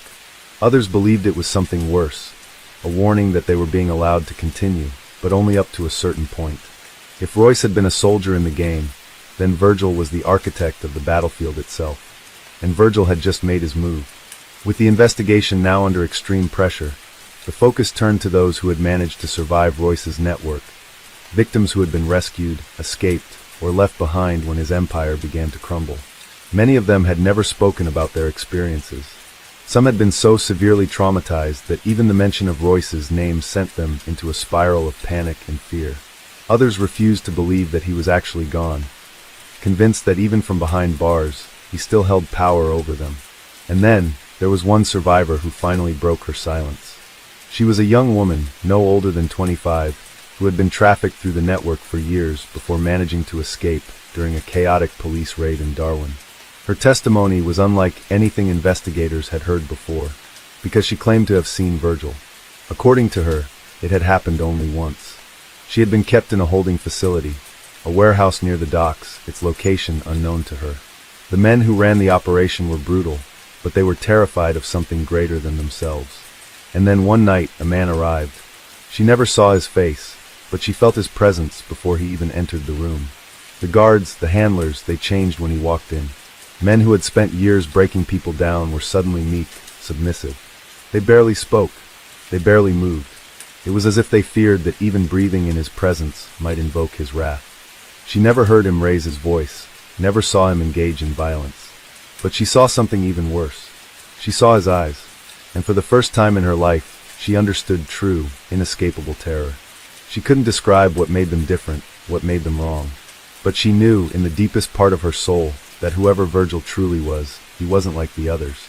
He wasn't a trafficker. He wasn't a criminal. He was something else entirely. As weeks passed and no further leads surfaced, the investigation began to stagnate. The media had moved on. The government, eager to distance itself from a scandal of this magnitude, had begun to cut funding to ongoing efforts. And then one final message arrived. It came through an unsecured, anonymous line, delivered in the early hours of the morning to a senior investigator's phone. The message was short, direct, and terrifyingly clear. You know enough. Let it die. And this time, there was no signature. No trace. Just silence. The war wasn't over. It was just waiting for its next battle. Case 5. In the heart of Auckland's industrial district, beneath the facade of a legitimate international shipping company, existed one of the most elusive human trafficking rings ever uncovered in New Zealand's history. The mastermind behind it was a man known to the criminal underworld only as Dmitry Novik, a former Belarusian national who had built his empire in the shadows, moving people like cargo across borders without a trace. Novik was no ordinary trafficker. Unlike many in the trade who relied on brute force and intimidation, he operated with a level of sophistication that made his network nearly untouchable. He was fluent in multiple languages, held passports from at least 6 different countries, and had cultivated a network of corrupt officials that stretched from Eastern Europe to the Pacific. He didn't just smuggle people, he orchestrated an entire ecosystem of exploitation, feeding forced labor into industries that relied on undocumented workers who could never speak out. For years, his operation ran seamlessly, hidden beneath layers of legitimate businesses, untraceable financial transactions, and a ruthless hierarchy where even those closest to him never knew his full reach. The victims were desperate souls, lured by false promises of work and security. They came from war-torn regions, from countries where poverty had stripped them of hope. They arrived in New Zealand thinking they had found a second chance, only to be swallowed by the machine Novik had built. But in 2022, a single mistake unraveled everything. It started with an abandoned fishing trawler, discovered drifting off the coast near Christchurch. The boat had been stripped of identifying marks, its engine barely operational, its hull carrying no cargo, except for 14 people locked in a hidden compartment beneath the deck. They were malnourished, dehydrated, and terrified beyond words. Some were too weak to stand. Others bore the marks of restraint, bruises on their wrists, evidence of prolonged captivity. But what stunned investigators wasn't just the condition of the survivors. It was what they found in the ship's log. Handwritten coordinates. A set of names. A shipment schedule that pointed to something far bigger than an isolated case of human trafficking. And a single, chilling notation in a language that only a handful of specialists could decipher. A name. Dmitry Novik. The chase had begun. The discovery of the abandoned trawler off Christchurch's coast set off a nationwide investigation, unlike anything New Zealand law enforcement had ever faced. What had initially seemed like a stranded vessel, carrying desperate migrants, soon unraveled into a complex network of human trafficking that stretched far beyond the country's borders. The survivors, once strong enough to speak, painted a grim picture of the horrors they had endured. They had been promised safe passage, legal work, and a chance at a new life, but instead, they had been crammed into the dark belly of the ship, enduring weeks at sea with little food or water. Some of them had been held captive long before their journey even began, trapped in makeshift holding facilities scattered across Southeast Asia, waiting to be smuggled into countries they knew nothing about. New Zealand's Maritime Border Command, along with Interpol and local police, launched a full-scale operation to trace the origins of the vessel and the people behind it. The logs recovered from the ship, though damaged by salt water and neglect, provided just enough clues to start piecing together the truth. There were references to a warehouse in Auckland's industrial zone, coded messages exchanged between European and Asian syndicates, and encrypted bank transactions leading to offshore accounts registered under various shell companies. At the heart of it all was a name investigators had only heard in whispers, Dmitry Novik, but catching him would be anything but simple. Dmitry Novik was an enigma, a man who had never officially existed in any legal database. His true origins were unclear. Some intelligence reports suggested he was Belarusian by birth, raised under the shadow of organized crime syndicates that had flourished in Eastern Europe after the collapse of the Soviet Union. Others claimed he had spent time in the Middle East and Southeast Asia, learning the trade of smuggling long before he set foot in the Pacific. What investigators did know was that he had spent more than a decade operating in the shadows, building an empire that trafficked thousands of people across continents, laundering millions through crypto transactions and untraceable banking networks. His ability to evade law enforcement wasn't just because of his wealth or influence. It was his obsession with anonymity. He never used the same alias twice. He never stayed in one country longer than necessary, and he never trusted anyone completely. Those who worked for him had never seen his real face, never heard him speak directly. Orders came through third parties, encrypted channels, and anonymous couriers. The man himself was a ghost, a myth, a name whispered in the dark corners of the criminal underworld. But now, for the first time in years, he had made a mistake. Among the names listed in the trawler's log, there was one that stood out. It wasn't a victim or a buyer. It was a facilitator, a mid-level operative who had been responsible for securing fake documentation for the smuggled migrants. His name was Anton Raskovic, a Serbian national known to Interpol for his involvement in passport forgery and human trafficking. Raskovic had always been careful, but in the weeks leading up to the shipment's departure, he had taken a risk. He had personally withdrawn funds from a flagged account, an account tied to one of Novik's shell companies. That one transaction was enough to connect the smuggling operation to a larger network, exposing a trail of payments, false identities, and offshore laundering schemes that all led back to a single destination: Auckland, New Zealand. With enough intelligence gathered, a joint task force of New Zealand police, Interpol, and federal agents moved in on what they believed to be one of Novik's major safe houses, a seemingly ordinary warehouse on the outskirts of Auckland. From the outside, it looked like a logistics hub, complete with shipping containers and freight trucks coming and going at all hours. But inside, authorities uncovered a horrifying reality. Dozens of undocumented individuals were being kept in cramped, unsanitary conditions, awaiting their final transport to destinations unknown. Many had no idea where they were, nor what was about to happen to them. Authorities found forged passports, weapons, and encrypted ledgers detailing transactions between buyers and traffickers across multiple continents. More disturbing than that was the presence of young children, some of them too young to understand why they had been taken. But Novik was nowhere to be found. It was clear that someone had tipped him off before the raid, allowing him to disappear, just as he always did. What investigators didn't know yet was that this time, he had left behind something he never had before. A trail. A small but crucial mistake that would change everything. For years, Dmitry Novik had operated without leaving a trace. His movements were ghostly, his communications were coded, and his money moved through a labyrinth of offshore accounts that even the most skilled forensic accountants struggled to untangle. Yet, this time, something had gone wrong. The Auckland raid had not only dismantled a major trafficking hub, but had also unearthed an encrypted drive that, for reasons still unknown, Novik had failed to retrieve before fleeing. The drive was highly secure, layered with military-grade encryption, but for the first time in over a decade, authorities had something tangible that could be directly linked to him. Inside the drive was a series of hidden financial records, detailing cryptocurrency transactions, payments to corrupt officials, and shipping routes that crisscrossed the Pacific. More importantly, it contained a list of safe houses, one of which was in Queenstown, New Zealand. Unlike the other facilities, disguised as warehouses, abandoned factories, or fishing ports, this one was different. It wasn't a storage unit for trafficked individuals or a falsified document production center. It was a luxury residence, complete with underground security systems, panic rooms, and an extensive surveillance network. It wasn't just a location for business. It was personal. If Novik had truly operated from there, it meant the authorities were closer to him than ever before. A team of elite law enforcement agents, including officers from New Zealand's Special Tactics Group, STG, and Interpol's Trafficking Task Force, began surveillance on the property. At first glance, it looked like an ordinary luxury estate, owned by an anonymous shell corporation linked to a Hong Kong-based investment firm. But beneath the surface, there were subtle signs that this wasn't just another high-end retreat. The motion sensors around the perimeter weren't standard.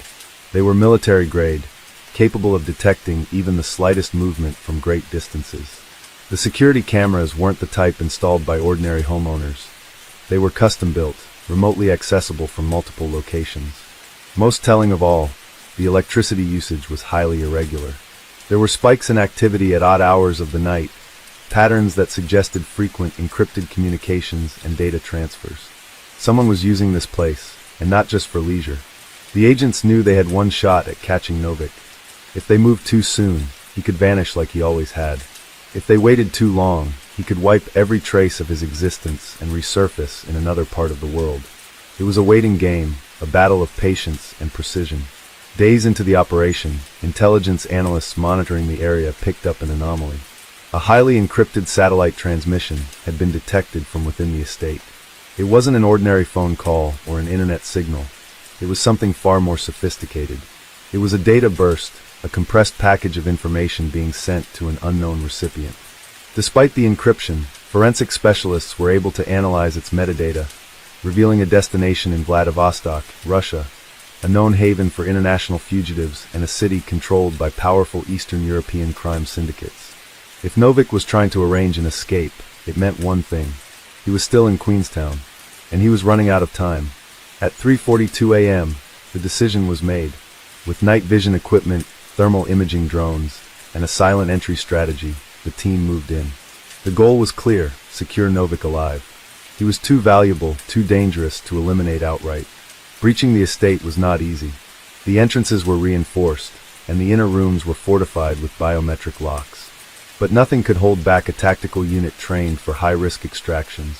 When the first team entered, they found what they expected: a state-of-the-art command center, filled with burner phones, falsified documents, and encrypted communication systems. But Novik was gone, or so it seemed. It wasn't until one of the officers noticed a subtle disturbance in the flooring, a section of the hardwood that felt different underfoot, a hidden passageway, one that led to a tunnel system beneath the estate. Novik had built himself an escape route, a final contingency for when everything else failed. The tunnel was dark, narrow, and damp, running beneath the rugged terrain of Queenstown's outskirts. Novik had planned well. There were multiple exits, designed to throw off pursuers. But this time, he wasn't fast enough. Thermal drones picked up his movement. The tunnel walls were lined with motion sensors, allowing the team to track his every step. Novik had always been a planner, a man who stayed ahead of everyone else. But this time, he had underestimated his opponents. As he neared the far exit, he found himself surrounded. Armed officers stood at every possible escape point, blocking his path with tactical precision. For the first time in his life, Novik was cornered, and there was no way out. His arrest was swift. For a man who had spent decades avoiding capture, there was no struggle, no final act of defiance. Novik simply lowered his head, as if he had always known that this moment would come. But his capture was only the beginning. What followed was a global investigation, leading to the dismantling of his vast trafficking empire, the freezing of hundreds of millions in illicit assets, and the arrest of over 200 accomplices across multiple continents. Novik himself was extradited, facing a historic trial that exposed the full extent of his crimes. His network had crumbled. His empire was no more. And for the thousands of victims who had suffered under his rule, justice had finally been served. The trial of Dmitry Novik was unlike anything New Zealand had ever witnessed before. It wasn't just a case of international human trafficking. It was the largest criminal enterprise ever exposed within the country's borders. The courtroom was packed with journalists, international observers, and law enforcement officials from Interpol, the United Nations Office on Drugs and Crime, UNODC, and multiple intelligence agencies. They had all gathered to witness the downfall of a man whose network spanned continents, a man who had eluded justice for nearly 2 decades. As Novik entered the courtroom, flanked by heavily armed officers, there was a hush that fell over the spectators. His face, once always hidden behind layers of security and digital anonymity, was now exposed to the world. The years of running had left their mark. His skin was pale from lack of sunlight, his sharp eyes dulled from exhaustion, yet there was still an unmistakable arrogance about him. It was as if he believed, even in this moment, he still had control. The case against Novik was airtight. The prosecution, led by one of New Zealand's most relentless Crown prosecutors, James Holloway, laid out the horrifying details of Novik's empire. Through the decrypted files found in Queenstown and testimony from former associates who had turned against him, a chilling story unfolded. Novik's operation had smuggled over 8,000 victims across 4 continents, using a sophisticated web of corrupt officials, fake maritime records, and underground routes through Southeast Asia and the Pacific Islands. His victims, many of whom had disappeared without a trace, were either sold into forced labor, sex trafficking, or indentured servitude under inhumane conditions. Some had perished along the way, either from malnutrition, abuse, or the harsh conditions of their captivity. Novik's lawyers, some of the most expensive defense attorneys money could buy, argued for reduced charges. They claimed that Novik himself never harmed anyone directly, that he was simply a businessman who had facilitated movement for individuals who knew the risks. But the evidence was undeniable. Satellite imagery confirmed trafficking routes through the Pacific. Digital forensics revealed transactions worth hundreds of millions, linking Novik to a global network of organized crime. The most damning of all, however, were the survivor testimonies. One by one, victims who had been rescued took the stand. They recounted stories of unspeakable horror. Children separated from their families, women promised jobs only to find themselves trapped in underground brothels, men forced to work in illegal fishing operations without food, rest, or medical care. A woman named Isla Fernandez, who had been trafficked from the Philippines to work in a fake textile factory in Australia, spoke through tears about how her younger brother had been taken from her and sold to another network. Another survivor, Koji Tanaka, who had been forced into labor on an illegal deep-sea fishing vessel off the coast of New Zealand, described the brutal beatings he endured for attempting to escape. The stories were so harrowing that even the most hardened law enforcement officials in the room struggled to keep their composure. Novik, however, remained expressionless. Not once did he look at his victims. Not once did he show remorse. After months of legal battles, the verdict was finally read. Guilty on all charges. Novik was sentenced to multiple life terms without the possibility of parole, to be served in a maximum security prison in New Zealand before possible extradition to multiple other countries seeking justice. The moment the sentence was delivered, there was no reaction from Novik. He simply adjusted his suit, exhaled, and gave a slight smirk, as if the world had simply become another chessboard he had to navigate. But outside the courtroom, his empire was collapsing.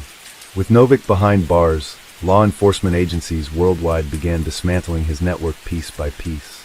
Interpol froze millions of dollars linked to his offshore accounts.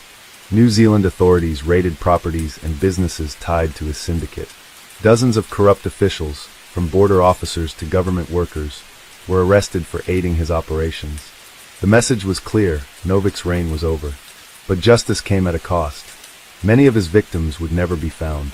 Many had perished in the shadows, buried in unmarked graves or lost in the vastness of the sea. For them, there would be no closure, no final act of justice. But for the survivors, for those who had endured the darkness and lived to tell their story, Novik's imprisonment meant something more than just a legal victory. It meant that monsters like him were not invincible. It meant that the world was watching. And it meant that, for the first time in decades, the silent voices of the lost were finally being heard. As the days passed after Novik's conviction, the world slowly began to absorb the weight of what had transpired. News outlets across the globe ran continuous coverage, dissecting every detail of the case. Documentaries were already in production. Governments held emergency meetings to address the weaknesses in their immigration policies, border security, and international cooperation. But for the victims and those who had fought for justice, the battle was far from over. Novik's sentencing may have signaled the end of his personal reign, but his empire had left scars that would never fully heal. In the weeks that followed, Interpol and the UNODC launched one of the largest international operations in modern history, aimed at tracking down the remnants of Novik's network. Arrests were made across Asia, Europe, and the Pacific, from the corrupt border officials who had turned a blind eye to the suffering, to the financiers who had funded the criminal enterprise. Many former associates had already gone into hiding, burning identities, erasing digital footprints, and cutting ties with each other in a desperate attempt to avoid capture. But the world had changed, the intelligence community had evolved, and technology now worked in favor of the law. Encrypted messages that once protected Novik's network were now being decrypted. Accounts that had once been thought untouchable were now seized. The pursuit was relentless. There would be no escape for those who had profited from human suffering. Novik in isolation. Locked away in New Zealand's most secure prison, Novik had become a ghost of his former self. In the beginning, he had refused to acknowledge the reality of his situation. He had spent years maneuvering through the shadows, believing himself untouchable, a man above the laws of any nation. Now he was nothing more than a number in the system. No longer was he surrounded by luxury, power, and influence. Instead, his world had been reduced to 4 concrete walls, a steel bed, and a locked door that would never open for him again. There was no empire left to control, no loyal subordinates to call upon, no network to manipulate. He was completely alone. For the survivors, the fight was now about rebuilding. Many would never fully recover from the nightmares they had endured. Some would live with physical scars, others with wounds too deep for the world to see. But one thing was certain, they were no longer voiceless. Governments across the world had been forced to reckon with their failures. Laws were rewritten, immigration systems tightened, and international task forces strengthened. Human trafficking had been exposed on a scale never before seen, and because of that, the world had changed. It was far from over. There would always be new threats, new criminals, new Noviks lurking in the shadows, waiting for their turn. But now they would know. No matter how powerful they believed themselves to be, justice would always come for them in the end.